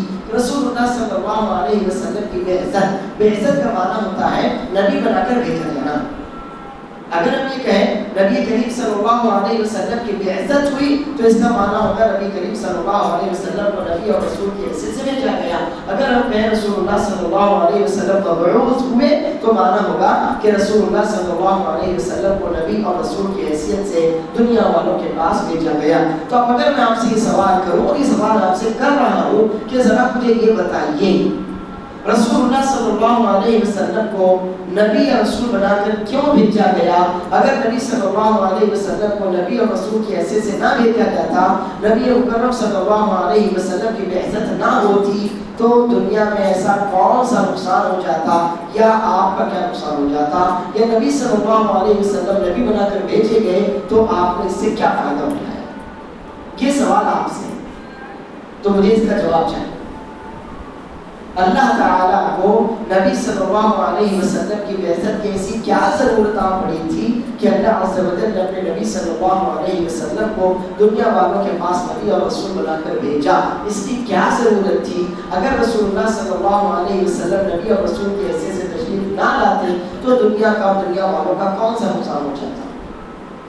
تو کیا آپ اس کا جواب دے سکتے؟ سوال میں کر رہا ہوں آپ سے، آپ مجھے اس کا جواب دیجیے۔ اللہ تعالیٰ کو کیا ضرورت تھی کہ رسول اللہ صلی اللہ علیہ وسلم کو نبی اور رسول بنا کر بھیجے؟ اگر اللہ تعالیٰ نبی صلی اللہ علیہ وسلم کو محمد رسول اللہ صلی اللہ علیہ وسلم کو نبی اور رسول بنا کر نہ بھیجتا تو انسانوں کا یا دنیا والوں کا کیا نقصان ہو جاتا؟ دین کا نقصان ہو جاتا، جی دین کا نقصان ہو جاتا، جہنم میں چلے جاتے، جی شرک میں پڑے رہتے، شرک میں پڑے رہتے۔ اصل بات تو یہی کہ اللہ عز و جل الاحد الواحد القہار ہے، لوگ اسے ایک اکیلے کو چھوڑ کر ہزاروں لاکھوں کے پیچھے پڑ گئے تھے۔ صحیح بات، بالکل صحیح بات، ماشاءاللہ، اللہ آپ کو اجر عطا فرمائے۔ تو ٹھیک ہے، مختصر یہ جواب صحیح ہے۔ میں اس کی جواب سے اپنی بات آگے بڑھاتا ہوں اور آپ کے سامنے میں کچھ پوائنٹس ذکر کروں گا، وہ پوائنٹس اپنے پاس محفوظ رکھیے کہ اگر کوئی بھی شخص آپ سے یہ پوچھے کہ تم نبی صلی اللہ علیہ وسلم پر ایمان رکھتے ہو، نبی صلی اللہ علیہ وسلم کی امت میں ہونے پر فخر محسوس کرتے ہو، اور یقیناً یہ ہمارے لیے بڑے رشک و سعادت کی بات ہے، اللہ عز و جل کی توفیق اور اس کا ہم پر فضل ہے کہ اللہ عز و جل نے ہمیں امت محمدیہ میں رسول اللہ صلی اللہ علیہ وسلم کا امتی بنا کر پیدا کیا۔ یہ ہمارے لیے اللہ عز و جل کا فضل اور اس کی نعمت ہے، بڑے شکر اور اعزاز کی بات ہے، ورنہ اللہ عز و جل ہمیں کسی اور امت میں بھی پیدا کر سکتا تھا، مگر یہ اللہ کا مجھ پر اور آپ پر احسان ہوا کہ اللہ تعالیٰ نے مجھ کو رحمت للعالمین سید الاولین والآخرین صلی اللہ علیہ وسلم کی امت میں پیدا کیا۔ تو اب اگر کوئی آپ سے یہ پوچھے کہ آپ کے نبی، ہمارے نبی محمد رسول اللہ صلی اللہ علیہ وسلم دنیا میں آئے، 23 سالوں تک آپ نے ہر طرح کی قربانیاں دی، پریشانیاں اٹھائیں، تکلیفیں جھیلی، جان کی، مال کی، عزت کی، گھر بار کی، وطن کی، ہر چیز کی آپ نے قربانیاں دی، پریشان ہوئے، مکہ مکرمہ جیسا افضل ترین شہر چھوڑا، مدینہ منورہ کو اپنا شہر بنایا، اس کو آباد کیا۔ آخر رسول اللہ صلی اللہ علیہ وسلم نے یہ قربانیاں کیوں دی؟ وہ کون سا مشن تھا؟ وہ کون سے اہم ترین مقاصد تھے؟ وہ کون سی منزل تھی کہ رسول اللہ صلی اللہ علیہ وسلم کو جس کی خاطر اللہ عز و جل نے دنیا میں بھیجا؟ وہ مشن کیا تھا جس کو پورا کرنے کے لیے نبی کریم صلی اللہ علیہ وسلم نبی اور رسول کی حیثیت سے دنیا میں تشریف لائے تھے؟ تو پوائنٹس یاد رکھیے گا۔ سب سے پہلا پوائنٹ ہے توحید کی دعوت۔ رسول اللہ صلی اللہ علیہ وسلم نہ کوئی نئے اور انوکھے رسول تھے کہ آپ سے پہلے کوئی نبی اور کوئی رسول نہ آیا ہو۔ قل ما كنت بدعا من الرسل، 26 پارے سورہ قاف کی آیت ہے۔ اللہ عز و جل نے فرمایا کہ آپ ان سے کہیے میں کوئی نیا یا انوکھا رسول نہیں ہوں، مجھ سے پہلے 10 20 سینکڑوں ہزاروں رسول گزر چکے ہیں، تو رسول اللہ صلی اللہ علیہ وسلم نئے یا انوکھے رسول نہیں تھے. نبی کریم صلی اللہ علیہ وسلم سے پہلے بہت سے رسول اور انبیاء اس دنیا میں تشریف لا چکے تھے. اور اگر آپ قرآن کریم کو مطالعہ کریں تو آپ پائیں گے کہ اللہ عز و جل نے جتنے بھی انبیاء اور رسولوں کو بھیجا تو ان کی دعوت کا سب سے زیادہ مین اہم ترین نقطہ، مین پوائنٹ کہ جس سے ان کی دعوت شروع ہوئی، درمیانی مرکزی نقطہ کہ جس کے گرد ان کی دعوت گھومتی تھی، وہ توحید. اللہ عز و جل فرماتا ہے وَلَقَدْ أَرْسَلْنَا فِي كُلِّ أُمَّةٍ رَسُولًا أَنِ اعْبُدُوا اللَّهَ وَلَقَدْ بَعَثْنَا فِي كُلِّ أُمَّةٍ رَسُولًا أَنِ اعْبُدُوا اللَّهَ وَاجْتَنِبُوا الطَّاغُوتَ. یقیناً ہم نے ہر نسل میں، ہر قبیلے میں، ہر امت میں رسول بھیجے اور ان رسولوں کی دعوت کا بنیادی نقطہ، مین اہم ترین نقطہ، مرکزی نقطہ یہی تھا ان اعبدوا اللہ واجتنبوا الطاغوت، کہ ایک اکیلے اللہ کی عبادت کرو، اللہ کے علاوہ کوئی اور عبادت کے لائق ہے ہی نہیں، لہذا اللہ کا حق مت مانو، اللہ کا کسی اور کو مت دو. اللہ عز و جل نے تھوڑے سے الفاظ میں آدم علیہ السلام سے لے کر رسول اللہ صلی اللہ علیہ وسلم تک تمام انبیاء اور تمام رسولوں کی دعوت کا سب سے زیادہ اہم ترین پوائنٹ ذکر کر دیا. آپ یقین جانیے توحید کی اہمیت اتنی زیادہ ہے کہ دنیا کی ساری نعمتیں ایک طرف رکھ دی جائیں اور توحید دوسری طرف رکھ دی جائے تو دنیا کی ساری نعمتیں حقیر ہو جائیں اور توحید ایک اکیلی نعمت ان سب پر بھاری پڑ جائے. ذرا اندازہ لگائیے کہ ایک طرف قارون ہے، اس کا مال و دولت ہے، اس کے سارے خزانے ہیں، دنیا کا ہر خزانہ اس کے پاس ہے، کہ اللہ عز و جل نے اس کے بارے میں یہ فرمایا ان قارون کان من قوم موسیٰ فبغى علیہم وآتیناہ من الکنوز ما ان مفاتحہ تنوء بالعصبۃ اولي القوہ. اس کے خزانوں کی کنجیاں اٹھانا بڑی بڑی جماعتوں کا کام تھا. اس کے پاس دنیا بھر کے خزانے تھے. موسیٰ علیہ السلام کے دونوں ہاتھ دنیا کے خزانوں سے خالی تھے. ایک طرف قارون ہے، دوسری طرف موسیٰ ہے. ایک کے پاس دنیا بھر کے خزانے ہیں، توحید سے اس کا دامن خالی ہے، اور دوسرے کے پاس توحید کا نعرہ، توحید کا اقرار، توحید کو تسلیم کرنا ہے. دنیا کے خزانوں سے جس کا ہاتھ خالی ہے، جو در بدر مارا پھر رہا ہو، جس کی پرورش کسی اور گھر میں ہوئی ہو، جو کسی دشمن کے ڈر سے ہجرت کر کے مدین کی طرف نکل گیا ہو، وہاں کئی سال کسی کی ملازمت کرنے کے بعد واپس اللہ کے نبی اور رسول کی حیثیت سے تشریف لایا ہو، اس کے پاس دنیا کی مال و متاع اور اسباب کے نام پر کچھ نہ تھا. اگر کوئی چیز تھی تو وہ صرف توحید تھی. ایک طرف قارون اور دوسری طرف موسیٰ علیہ السلام ہے. آپ سے کہا جائے کسی ایک کو اختیار کیجئے، آپ کسی اختیار کریں گے؟ آپ کسی اختیار کریں گے؟ کس کو؟ موسیٰ علیہ السلام کو اختیار کریں گے. ان کے پاس دنیا کے خزانے تھے، دنیا کے خزانوں سے دور تھے، ان کے دونوں ہاتھ خالی تھے. در بدر کی زندگی رہی. مصر سے بھاگ کر فرعون اور اس کے ظلم سے اپنی قوم کو بچانے کے لیے فلسطین چلے گئے، لیکن وہاں بھی آپ جانتے ہی ہوں کہ ان کے ساتھ کیا حالات پیش آئے. لیکن ان کے پاس ایک توحید تھی. قیامت تک اللہ عز و جل نے ان کا نام باقی رکھا. بلال رضی اللہ عنہ کو لیجیے، غلام ہے، حبشی غلام ہے، مکے والوں کے درمیان ان کی کوئی حیثیت نہیں ہے، لیکن سینے میں اللہ کے علم کا نور ہے، زبان پر توحید کا نعرہ ہے. اور دوسری طرف آپ ابو جہل اور ابو لہب کو لیجیے، اونچے ترین افضل ترین خاندان کے افراد ہیں، دنیا کے خزانے ہیں، بڑے بڑے تاجر ہیں، اپنی قوم کے مکے والوں عرب والوں کے سردار بنے ہوئے ہیں. ایک طرف توحید ہے، دونوں ہاتھ خالی ہے، بندہ غلام ہے، اور دوسری طرف دونوں کے دونوں سردار ہیں، دنیا بھر کے خزانے سرداری ان کے پاس ہے. آپ سے اگر کہا جائے کسی ایک کو اختیار کیجیے، آپ کسی کس کو لیں؟ کس کی طرف جائیں گے آپ؟ بلال رضی اللہ عنہ کے پاس جائیں گے. آپ کہیں گے مجھے نہیں چاہیے ابو جہل اور اس کی سرداری، آپ کہیں گے مجھے نہیں چاہیے ابو لہب، اس کی قوت، اس کی شان و شوکت، اس کا مال، اس کی دولت، اس کا خزانہ مجھے نہیں چاہیے. مجھے تو وہی مظلوم، وہ مقبول، وہ غریب، وہ مسکین، وہ بیچارہ بلال چاہیے. کہ اللہ کے رسول صلی اللہ علیہ وسلم فرماتے ہیں بلال تم ایسا کون سا کام کرتے ہو کہ میں نے جنت میں تمہارے چلنے کی آواز سنی ہے؟ مجھے تو وہ بلال چاہیے جس کے دل میں توحید تھی، جس کی آنکھوں میں توحید کا نور تھا، جس کے سینے میں جس کا دل دھڑکتا تھا تو توحید کی آواز کے ساتھ دھڑکتا تھا، جس کی رگوں میں خون دوڑتا تھا تو توحید کے لیے دوڑتا تھا.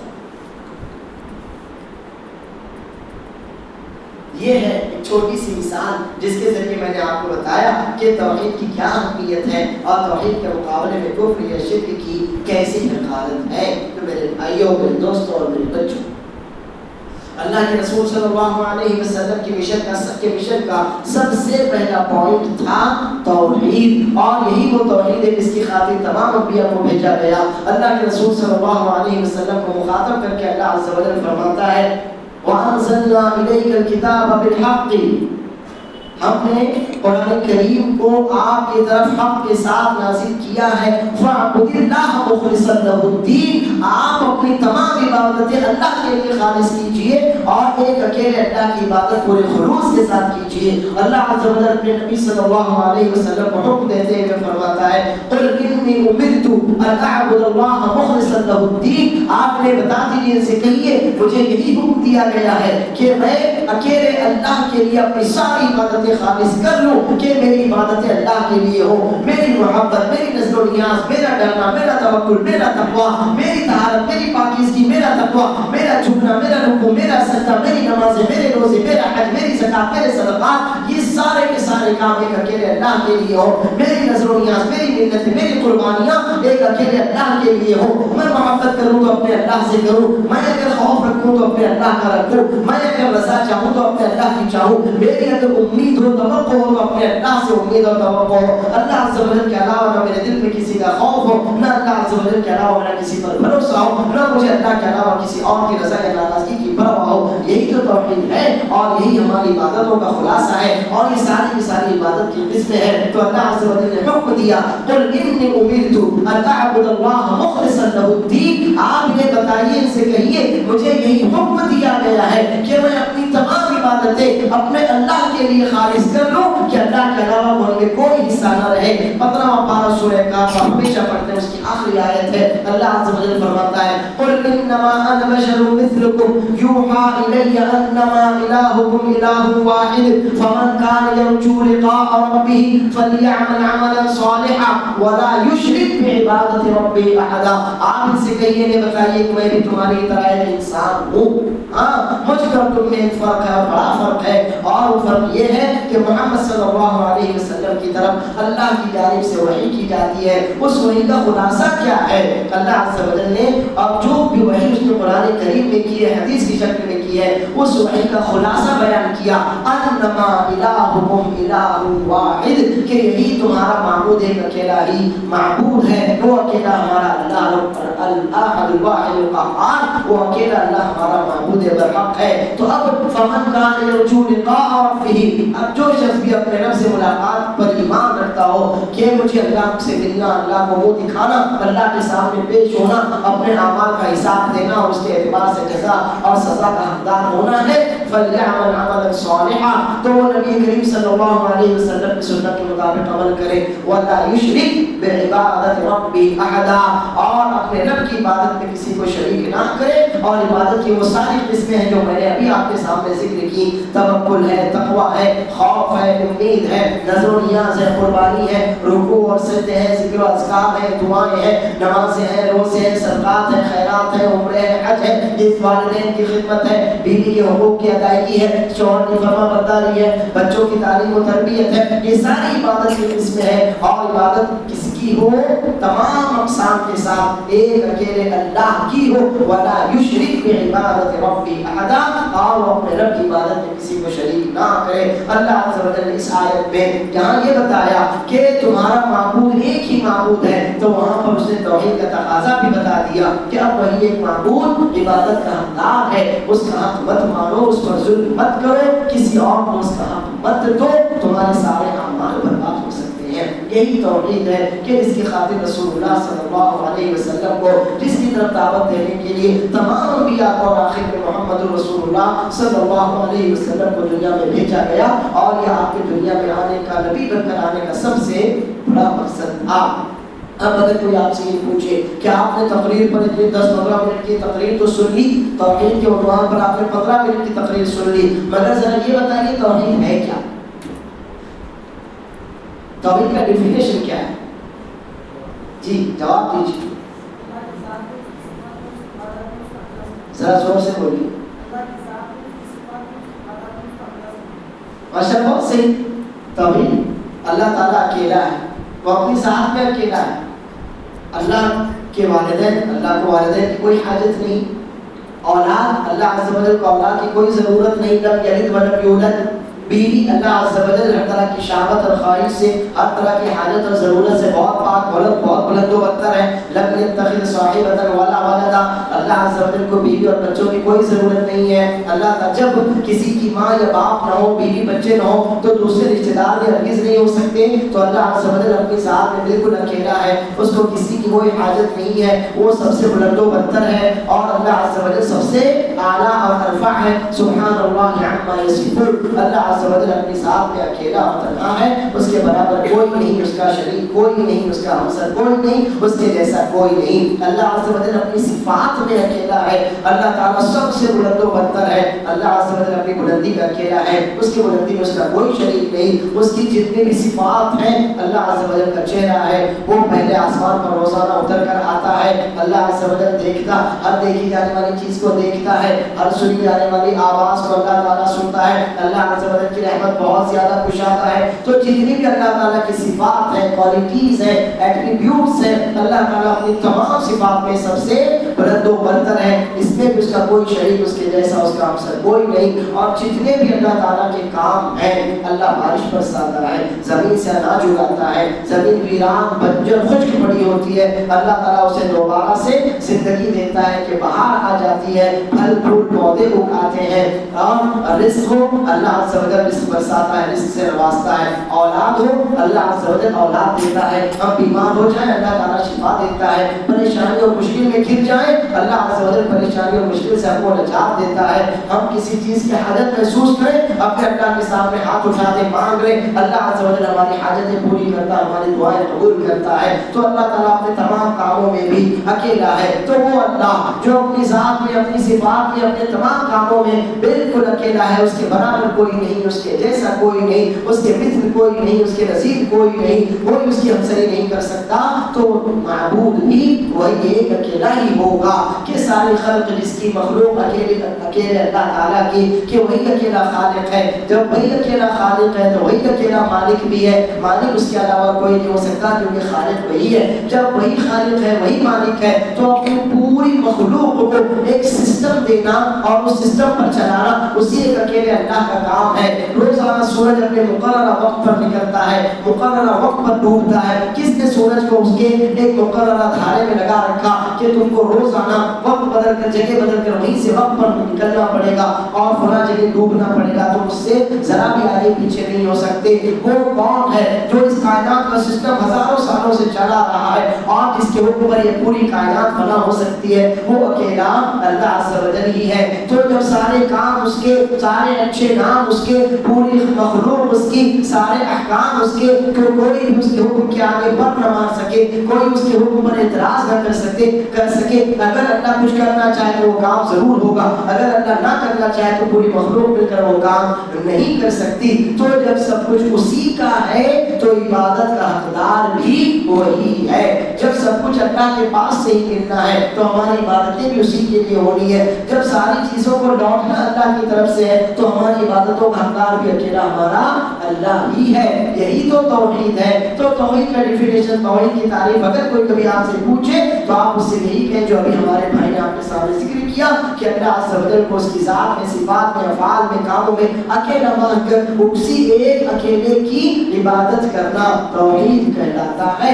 یہ توحید ہے۔ رسول اللہ صلی اللہ علیہ وسلم کی دعوت کا یا آپ کی نبوت کا سب سے زیادہ پہلا اور بنیادی مقصد توحید کا اعلان تھا، توحید کی دعوت تھی، اور رسول اللہ صلی اللہ علیہ وسلم نے اسی توحید کی دعوت سے دعوت شروع کی، اور اسی توحید کی دعوت سے آپ کو مکہ مکرمہ سے نکالا بھی گیا، آپ کو ہجرت بھی کرنی پڑی۔ آپ کو ہجرت اس وجہ سے نہیں کرنی پڑی کہ آپ مہمانوں کی مہمان نوازی کرتے تھے، کہ آپ لوگوں کا بوجھ اٹھاتے تھے، آپ خدمت خلق کرتے تھے، آپ سوشل ورک کرتے تھے، آپ مکے کے بہت زیادہ خوبصورت نوجوان تھے، آپ بہت بڑے خاندان کے تھے، آپ کے کام بہت اچھے تھے، آپ کا نام اچھا تھا، اس وجہ سے تو آپ کو صادق اور امین کہا جاتا تھا۔ ان باتوں کی وجہ سے نبی کریم صلی اللہ علیہ وسلم کو مکہ نہیں چھوڑنا پڑا، مکہ چھوڑنا پڑا تو خالص توحید کے اعلان کی وجہ سے۔ اور یہی بات تو اللہ عز و جل نے سورہ الکافرون میں علن اعلان فرمائی ہے، قل یا ایھا الکافرون لا اعبد ما تعبدون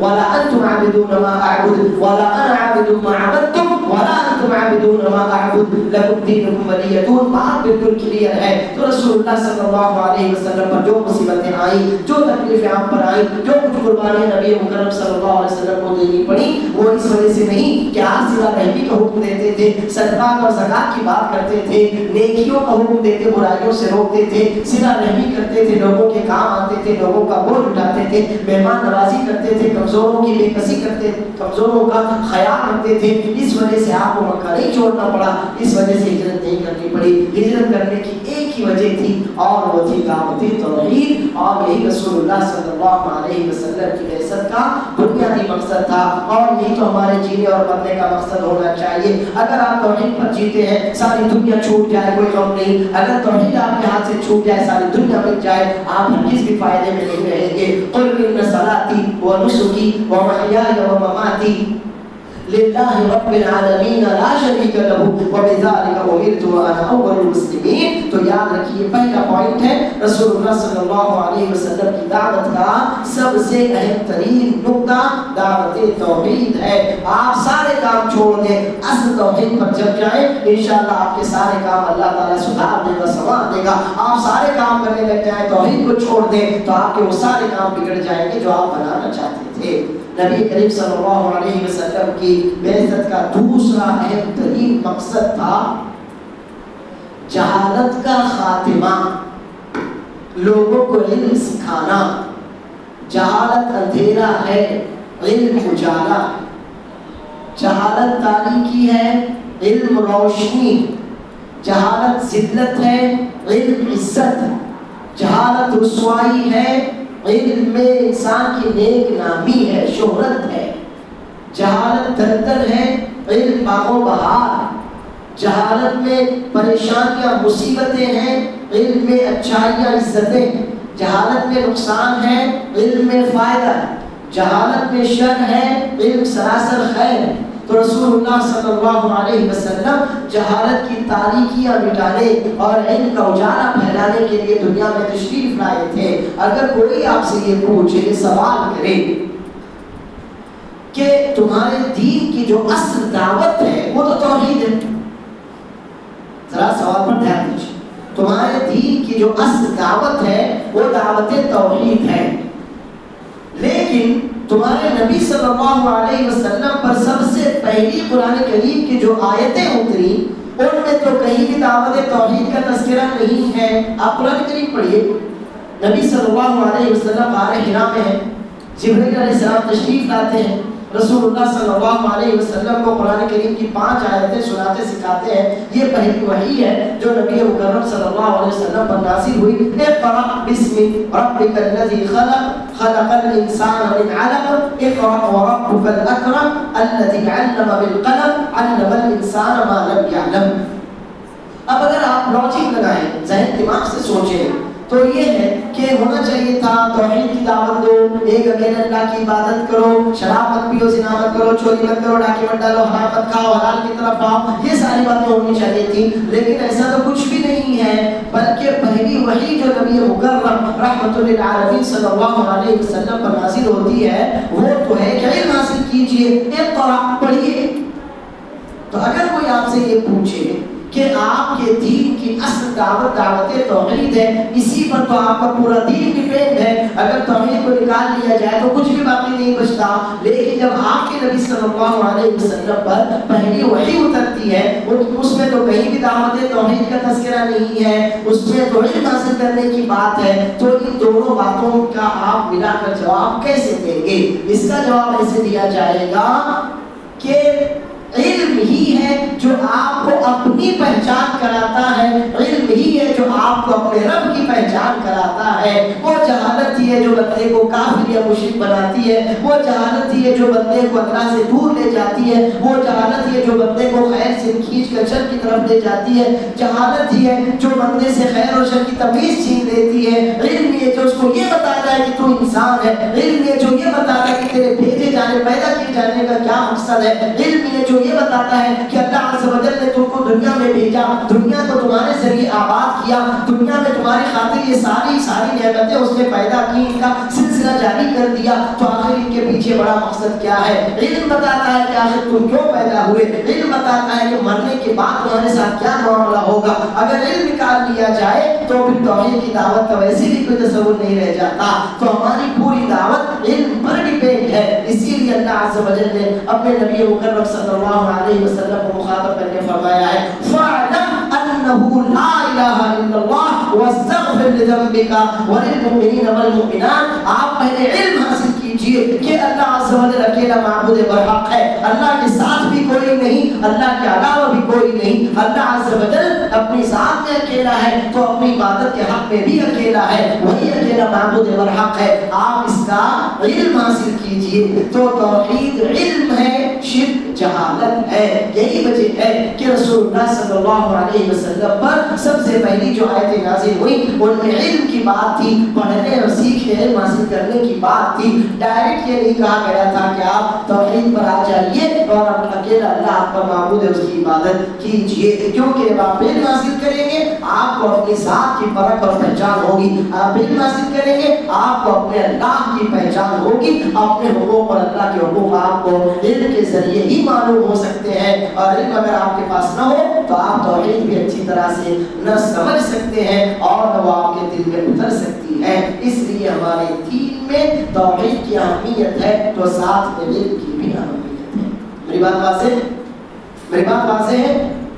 تو رسول اللہ صلی اللہ علیہ وسلم کی دعوت کا دوسرا بنیادی مقصد تھا جہالت کا خاتمہ اور علم کی روشنی پھیلانا، لوگوں کو علم سکھانا، علم دینا۔ اور نبی صلی اللہ علیہ وسلم نے اسی وجہ سے فرمایا بھی ہے طلب العلم فریضۃ علی کل مسلم، ہر مسلمان پر علم کا حصول فرض ہے، تبھی تو آپ کو پتہ چلے گا کہ آپ انسان ہیں، تبھی تو آپ کو پتہ چلے گا کہ آپ مسلمان ہیں، تبھی تو آپ کو پتہ چلے گا کہ آپ جانوروں کی طرح پیدا ہونے، کھانے پینے اور نسل بڑھا کر مر جانے کے لیے نہیں آئے ہیں، آپ انسان ہیں، آپ کے ذریعے دنیا آباد کی گئی، اس کے پیچھے ایک بڑا مقصد ہے، اور وہ مقصد ہے وَمَا خَلَقْتُ الْجِنَّ وَالْإِنسَ إِلَّا لِيَعْبُدُونَ، اللہ عز و جل کی وحدانیت کا اقرار، اللہ عز و جل کی توحید اور اس کی عبودیت کا اقرار، یہ ہمارے پیدا کیے جانے کا مقصد ہے۔ اور ہم کو ہمارا مقصد کون بتائے گا؟ علم بتائے گا۔ یہ نبی صلی اللہ علیہ وسلم کی بعثت کا دوسرا بڑا مقصد ہے۔ اور یہ بات آپ اچھی طرح یاد رکھیے کہ جہالت اندھ بھکت پیدا کرتی ہے، لوگوں کو اپنا مرید بنائے رکھنے کے لیے ان کو جاہل بنائے رکھنا ضروری ہے۔ ہم تو کبھی نہیں کہتے کہ قرآن مت پڑھو، حدیث مت پڑھو، ہم تو آپ کو کھول کر بتاتے ہیں کہ ہماری یہ بات قرآن کریم سے اس طرح سے ثابت ہوتی ہے، نبی صلی اللہ علیہ وسلم کی سنت سے اس طرح ثابت ہوتی ہے۔ اگر آپ کو یقین نہ ہو تو آپ خود قرآن کریم اٹھا کر دیکھ لیجئے، آپ خود نبی صلی اللہ علیہ وسلم کی سنتوں میں اس کو تلاش کر لیجئے۔ ہم نے تو کبھی کسی سے نہیں کہا کہ نہیں قرآن نہیں پڑھنا گمراہ ہو جاؤ گے، نہیں ترجمہ مت پڑھنا بھٹک جاؤ گے، نہیں حدیثوں کو سمجھنا تمہارے بس کی بات نہیں ہے، ہم نے تو کبھی نہیں کہا۔ ہم تو کھلے عام دعوت دیتے ہیں کہ آؤ قرآن کریم کی تلاوت کرو، اس کو سمجھو، اس پہ غور و فکر کرو۔ اللہ عز و جل کہے گا کہ میں نے تجھ پر قرآن اتارا تھا، تو نے اس کو پڑھا لیکن کبھی سمجھا ہی نہیں، فائدہ کیا ہوا؟ کیا وہ ڈاکٹر کی چٹھی تھی کہ اسے اس کے علاوہ میڈیکل والے کے علاوہ کوئی پڑھ نہیں سکتا تھا؟ جی نہیں، قرآن کریم ڈاکٹر کے ہاتھ کی لکھی ہوئی چٹھی نہیں ہے کہ اسے صرف اس کا مخصوص بندہ ہی پڑھ سکتا ہو، جی نہیں، یہ تو اللہ عز و جل کی وہ چٹھی ہے جو تمام انسانوں کے لیے، عرب کے لیے، عجم کے لیے، کانے کے لیے، گورے کے لیے، عورت کے لیے، مرد کے لیے، بچے کے لیے، بڈھے کے لیے، غلام کے لیے، آزاد کے لیے، سب کے لیے کھلی ہوئی چٹھی ہے کہ نہ لو اس کو پڑھو، اس میں کیا خیر ہے، کیا کس شر سے تم کو بچایا گیا۔ آپ تو اس کی دعوت دیتے ہیں لوگوں کو، کیونکہ ہم لوگوں کو اپنا مرید نہیں بنانا چاہتے، ہم لوگوں میں اندھ بھکت نہیں پیدا کرنا چاہتے، ہم لوگوں کو حق کو سمجھنے والا، حق کو ماننے والا، حق کی اتباع کرنے والا ہم لوگوں کو بنانا چاہتے ہیں۔ تو جہاں بھی اندھ بھکتی ہوگی وہاں جہالت ہوگی۔ آپ دنیا کے سارے اندھ بھکتوں کو دیکھ لیجئے کہ ان کے اپنوں پر پردے پڑے گے تبھی تو اندھ بھکتی ہے، اور اندھ بھکتی کے لیے جہالت ضروری ہے۔ اسی لیے وہ لوگ اپنے اندھ بھکتوں کو علم حاصل کرنے سے روکتے ہیں۔ کسی بھی لوٹھی کے قریب نہیں جانے دیتے. ہم تو لوگوں کے لیے ان کی آنکھوں کے دروازے کھولتے ہیں اور صاف صاف کہتے ہیں کہ اللہ عز و جل تو آپ سے مخاطب ہے. اسی لیے تو کہتا ہے یا اولی الالباب یا اولی الالباب یا اولی الالباب، عقل والو عقل والو. اللہ عز و جل تو آواز لگاتا ہے. تو ہم یہ چاہتے ہیں کہ دنیا میں علم کا اجالا پھیلے. جتنا زیادہ علم کا اجالا پھیلے گا یہ کفر کی شرک کی جو ساری دکانیں ہیں یہ ساری دکانیں بند ہو جائیں گی. یہ جو نفاق کے جو چکر ہیں سارے چکروں سے اللہ عز و جل آپ کو نکال دے گا. یہ جو بدعات اور خرافات نے ہمارے دل اور دماغ کو زنجیروں میں جکڑا ہوا ہے اللہ تعالیٰ علم کے ذریعے ساری زنجیروں کو کھول دے گا. یہ جو ہمارے پیروں میں رسم و رواج کی بیڑیاں ہیں علم کے ذریعے ساری رسم و رواج کی بیڑیاں ٹوٹ جائیں گی اور ہم آزاد فضا میں، اسلام کی آزاد فضا میں، اسلام کی کشادگی میں، علم کی روشنی میں انشاءاللہ آزادی کے ساتھ راحت اور سکون کی چین کی سانس لیتے ہوئے زندگی گزاریں گے. اس لیے کہ علم میں راحت ہے، علم میں رحمت ہے اور جہالت میں زحمت ہے. جہالت میں کسی بھی طرح کا کوئی خیر نہیں ہے. رسول اللہ صلی اللہ علیہ وسلم کی بعثت کا دوسرا بنیادی مقصد تھا لوگوں کو علم سکھانا، ان کو جہالت سے کھینچ کر لانا. اس لیے کہ جب لوگوں کے پاس علم آئے گا تبھی تو انہیں پتہ چلے گا کہ اللہ عز و جل کا ہم پر حق کیا ہے اور ہم کیسے اللہ کا حق مارے جا رہے تھے. تبھی تو ان کو پتہ چلے گا کہ ہم اپنے جیسے انسانوں کی پیروی کیوں کر کریں. تبھی تو ان کو پتہ چلے گا کہ یہ بھی ہمارے جیسے انسان کھاتے پیتے ہیں اور سارے وہ کام کرتے ہیں تو آخر یہ معبود کیسے ہو سکتے ہیں. تبھی تو ان کو اپنے حقوق پتہ چلیں گے، اپنے اوپر کیا حقوق ہیں وہ ان کو معلوم ہوں گے. اس کے لیے علم ضروری ہے. اور یہ وہ دعا ہے جو ابراہیم علیہ السلام نے اور ان کے بیٹے اسماعیل علیہ السلام نے کعبہ کی تعمیر کے وقت کی تھی.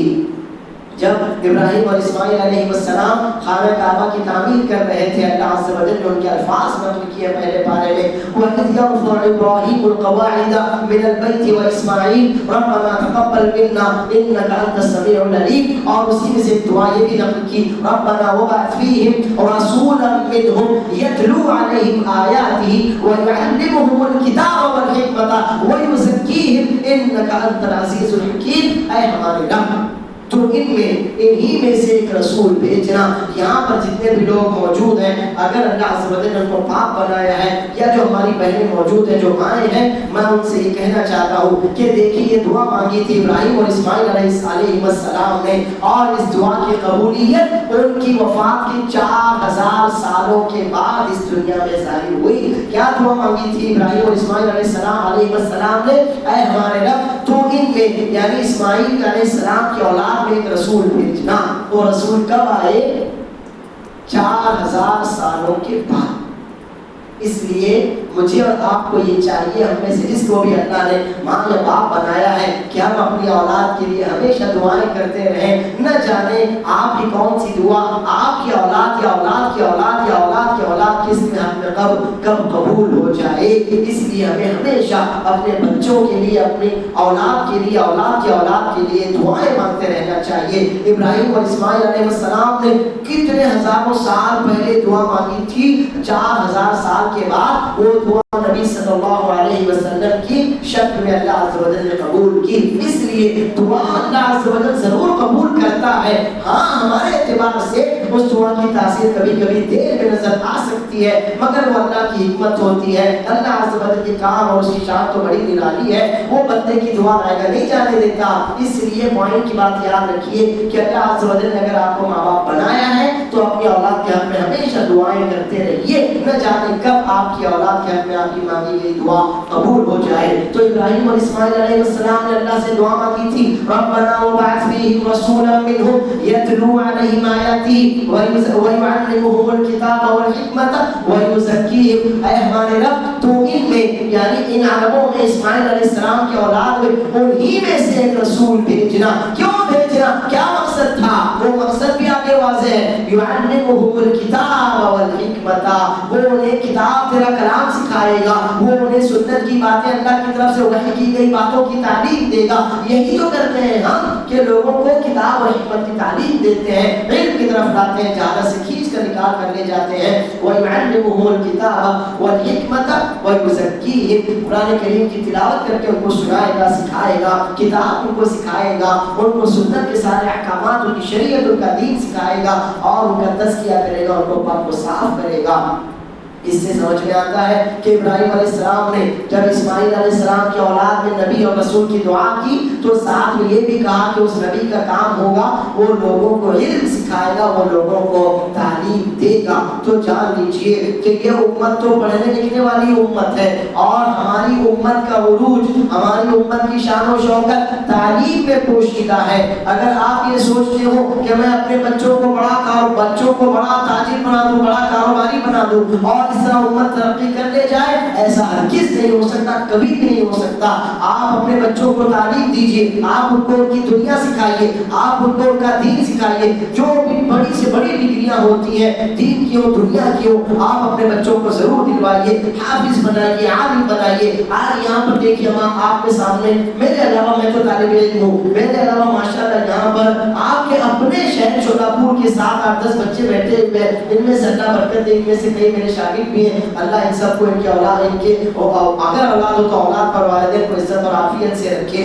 یہ سب آپ کے سامنے یہاں کرسیوں پر بیٹھے ہوئے ہیں، یہ آپ کے سے زیادہ اونچے خاندان کے نہیں ہوں گے، جیسا آپ کا خاندان ویسا ان کا خاندان، یہ کہیں اور کے رہنے والے نہیں ہیں، آپ کے اپنے اسی شولاپور کی مٹی کے ہیں، یہیں کے پیدا ہونے والے بچے ہیں۔ یہ آپ سے زیادہ ان کی آمدنی اور کمائی نہیں ہوگی، لیکن کیوں یہ آپ کے سامنے کرسیوں پر بیٹھے ہوئے ہیں؟ اس لیے کہ اللہ عز و جل نے ان کو قرآن کریم کا علم دیا ہے، یہ قرآن آپ سے زیادہ اچھا پڑھتے ہیں، ان کو اللہ عز و جل نے اپنے دین، اپنی شریعت کا علم دیا ہے، ان کو اللہ عز و جل نے جو علم دیا وہ علم آپ کے پاس نہیں ہے۔ عمر میں یہ آپ میں سے بہت سے لوگوں سے چھوٹے ہوں گے، لیکن آپ کے سامنے اللہ نے ان کو کرسیوں پر بٹھایا ہے۔ تو علم زینت ہے، جہالت ذلت ہے۔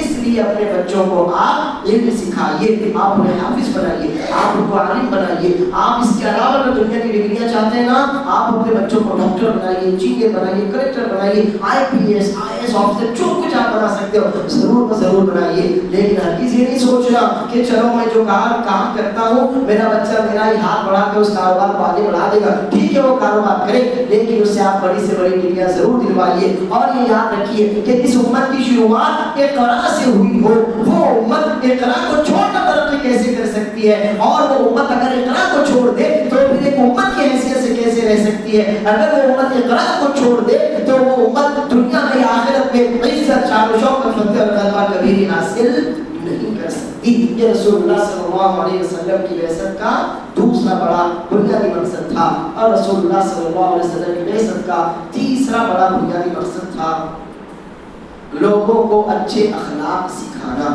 ان کو انسان بنانا، ان کو اچھا شہری بنانا، ان کو اچھا مسلمان بنانا۔ ہمارا جو دین ہے یہ دین آداب اخلاق کا دین۔ ہمارا دین آپ کو ہر وہ بات سکھاتا ہے جو بہت سے ماں باپ بھی اپنے بچوں کو نہیں سکھا سکتے۔ ہمارا دین ہم کو اور آپ کو وہ اچھائیاں سکھاتا ہے جو دین یا دھرم کے نام پر کہیں نہیں سکھائی جاتی۔ میرا دین تو مجھے یہ بتاتا ہے کہ تم کو پیشاب کیسے کرنا ہے، کیا کوئی دوسرا دین اس کے ماننے والوں کو بتاتا ہے؟ میرا دین تو مجھے یہ بھی بتاتا ہے کہ پیشاب کرنے کے بعد سیدھے ہاتھ سے نہیں دھونا ہے، کیا کوئی دوسرا دین یہ بات بتاتا ہے؟ میرا دین تو یہ بتاتا ہے کہ آپ کو کھانا ہے تو سیدھے ہاتھ سے کھانا ہے، بائیں الٹے ڈاوے ہاتھ سے آپ کو نہیں کھانا ہے، کیا کوئی دوسرا دین یہ باتیں بتاتا ہے؟ تو میرا دین ہر اچھی بات بتاتا ہے کہ جس میں انسان کی عزت ہو، انسان کا شرف ہو، انسان کو اونچا مقام ملے، لوگوں کی نظروں میں اسے اچھا سمجھا جائے، لوگ اس کے قریب آنا چاہیں، لوگ اس سے انسیت محسوس کریں، لوگ اس سے دوستی کرنا چاہیں، لوگ اس سے الفت محسوس کریں۔ اللہ عز و جل آپ کو اپنے دین کے ذریعے اتنا اچھا اور اتنا اونچا انسان بنانا چاہتا ہے۔ اور یاد رکھیے جو اچھا انسان ہوتا ہے وہی اچھا شہری ہوتا ہے، جو اچھا انسان ہوتا ہے وہی لوگوں کی نظروں میں قابل قدر ہوتا ہے۔ تو ہمارا دین ہم کو سب سے اونچا، سب سے اچھا، سب سے زیادہ باوقار اور معزز انسان بنانا چاہتا ہے۔ یہ رسول اللہ صلی اللہ علیہ وسلم کی بعثت کا تیسرا بڑا مقصد تھا، اور اس کا تذکرہ بھی اسی آیت میں ہے جسے ابھی آپ نے سنا، وَيُعَلِّمُهُمُ الْكِتَابَ وَالْحِكْمَةَ وَيُزَكِّيهِمْ۔ اور سورہ جمعہ میں بھی اللہ تعالیٰ نے اسی بات کو بیان کیا جبکہ اس نے رسول اللہ صلی اللہ علیہ وسلم کو نبی بنا کر بھیج دیا۔ هُوَ الَّذِي بَعَثَ فِي الْأُمِّيِّينَ رَسُولًا مِّنْهُمْ يَتْلُو عَلَيْهِمْ آيَاتِهِ وَيُزَكِّيهِمْ وَيُعَلِّمُهُمُ الْكِتَابَ وَالْحِكْمَةَ وَإِن كَانُوا مِن قَبْلُ لَفِي ضَلَالٍ مُّبِينٍ۔ اللہ عز و جل نے دونوں آیتوں میں بیان فرمایا، وَيُزَكِّيهِمْ زکیہم، پہلی آیت میں ابراہیم علیہ السلام کی دعا کی حیثیت سے تذکرہ ہے کہ جو ان کو پاک صاف کرے گا، ان کی گندگیاں دور کرے گا، ان کو نجاستوں سے، خباثتوں سے، گندگیوں سے، رذالتوں سے نکال کر طہارت کی طرف، عز و شرف کی طرف، نظافت کی طرف لے کر آئے گا۔ اور اللہ عز و جل نے پھر جب نبی مکرم صلی اللہ علیہ وسلم کو نبی بنا کر بھیج دیا تو فرمایا وہ اللہ ہی ہے جس نے ان امیوں میں جن کو کچھ پڑھنا لکھنا نہیں آتا تھا ایسے لوگوں میں ایک رسول بھیجا تو انہی میں سے بھیجا، کیونکہ ان کے باپ ابراہیم اور ان کے باپ اسماعیل علیہ السلام نے دعا مانگی تھی، چنانچہ انہی میں سے ایک رسول اللہ عز و جل نے بھیجا۔ وہ رسول کیا کرتے ہیں؟ یزکیہم، ان کا تزکیہ کرتے ہیں۔ تزکیہ کا مطلب ہوتا ہے ان کو اندر اور باہر سے پاک صاف کرتے ہیں، جسمانی اور روحانی آلودگیوں سے، آلائشوں سے ان کو نجات دلاتے ہیں، ان کو نجاستوں سے باہر نکالتے ہیں، ان کو خباثتوں سے، شیطانی برائیوں سے نکال کر اچھائیوں کی طرف، طہارت کی طرف، نظافت کی طرف، پاکیزگی کی طرف لے کر آتے ہیں۔ اور یہی تو رسول اللہ صلی اللہ علیہ وسلم فرماتے ہیں الطہور شطر الایمان، کہ طہارت ایمان کا اہم ترین حصہ ہے۔ آپ آسان سا ترجمہ کر یہ بھی کرتے ہیں آدھا ایمان ہے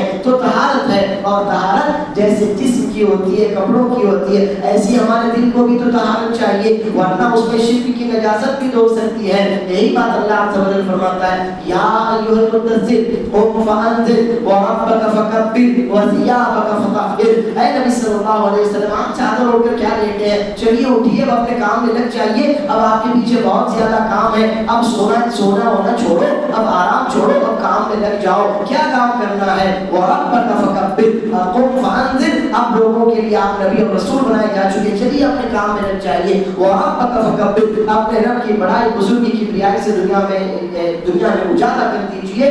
وَثِيَابَكَ فَطَهِّرْ، کپڑے پاک رکھیے۔ تو کپڑے گندے کون رکھتا ہے؟ مطلب اپنے دل کو، اپنے عقیدے کو، اپنی روح کو، اپنے خیالات کو، اپنے احساسات کو، اپنے جذبات کو، اپنے شعور کو، اپنی خواہشات کو پاک صاف رکھیے کہ شیطان کو آپ کی روح کو آلودہ کرنے کا، آپ کے دل کو نجس کرنے کا، آپ کے دل و دماغ، آپ کے خیالات اور احساسات کو پلید کرنے کا کوئی موقع نہ مل سکے۔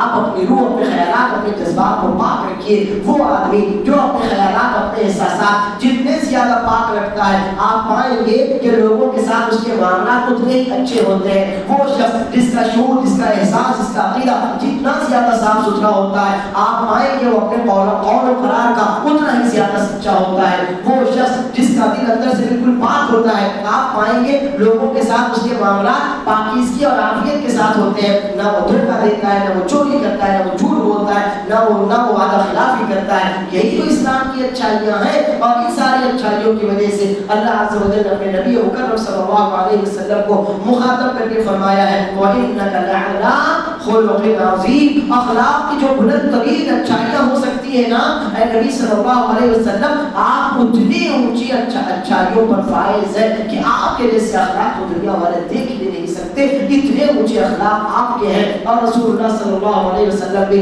اپنی بعثت کا یہ ایک مقصد واضح کرتے ہوئے فرماتے ہیں انما بعثت لأتمم مکارم الاخلاق، اچھے اخلاق کی دعوت دینے، انہیں پریکٹیکلی لوگوں تک پہنچانے کے لیے اللہ تعالیٰ نے مجھے نبی بنا کر بھیجا ہے۔ یہ ہمارا دین ہے۔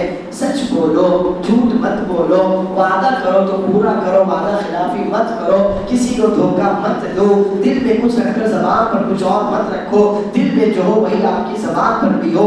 بڑوں کا ادب اور احترام کرو، چھوٹوں سے پیار کرو، شفقت کرو، والدین کے حقوق ادا کرو، بچوں کی اچھی تربیت کرو، حلال کماؤ، حرام کے قریب مت جاؤ، چوری مت ڈالو، ڈاکے مت ڈالو، اللہ عز و جل کا حق سمجھو اس کو پورا کرو، اپنی ذات کا حق سمجھو اس کو ادا کرو، اپنے رشتہ داروں اور لوگوں کے ساتھ ویسے ہی اچھے معاملات کرو جیسے تم چاہتے ہو کہ تمہارے ساتھ اچھے معاملات کیے جائیں، تمہاری زبان اور ہاتھ سے کسی کو تکلیف نہ پہنچے، تمہارے قول سے، تمہاری حرکتوں سے کوئی پریشانی میں مبتلا نہ ہو۔ یہی تو اچھے اخلاق ہے، اور اچھے اخلاق اسلام کے علاوہ کوئی بھی دین کہہ کر کبھی بھی نہیں سکھاتا۔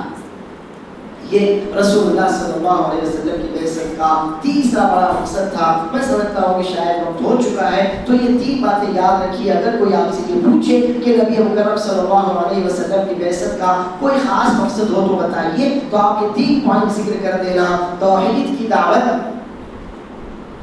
دوسرا علم، تعلیم، جہالت سے نجات، اور تیسرا اچھے اخلاق، ایک انسان کو اچھا انسان سچا مسلمان اور بہترین شہری بنانا، یہ رسول اللہ صلی اللہ علیہ وسلم کی دعوت کے 3 بڑے مقاصد تھے جنہیں میں نے آپ کے سامنے رکھا.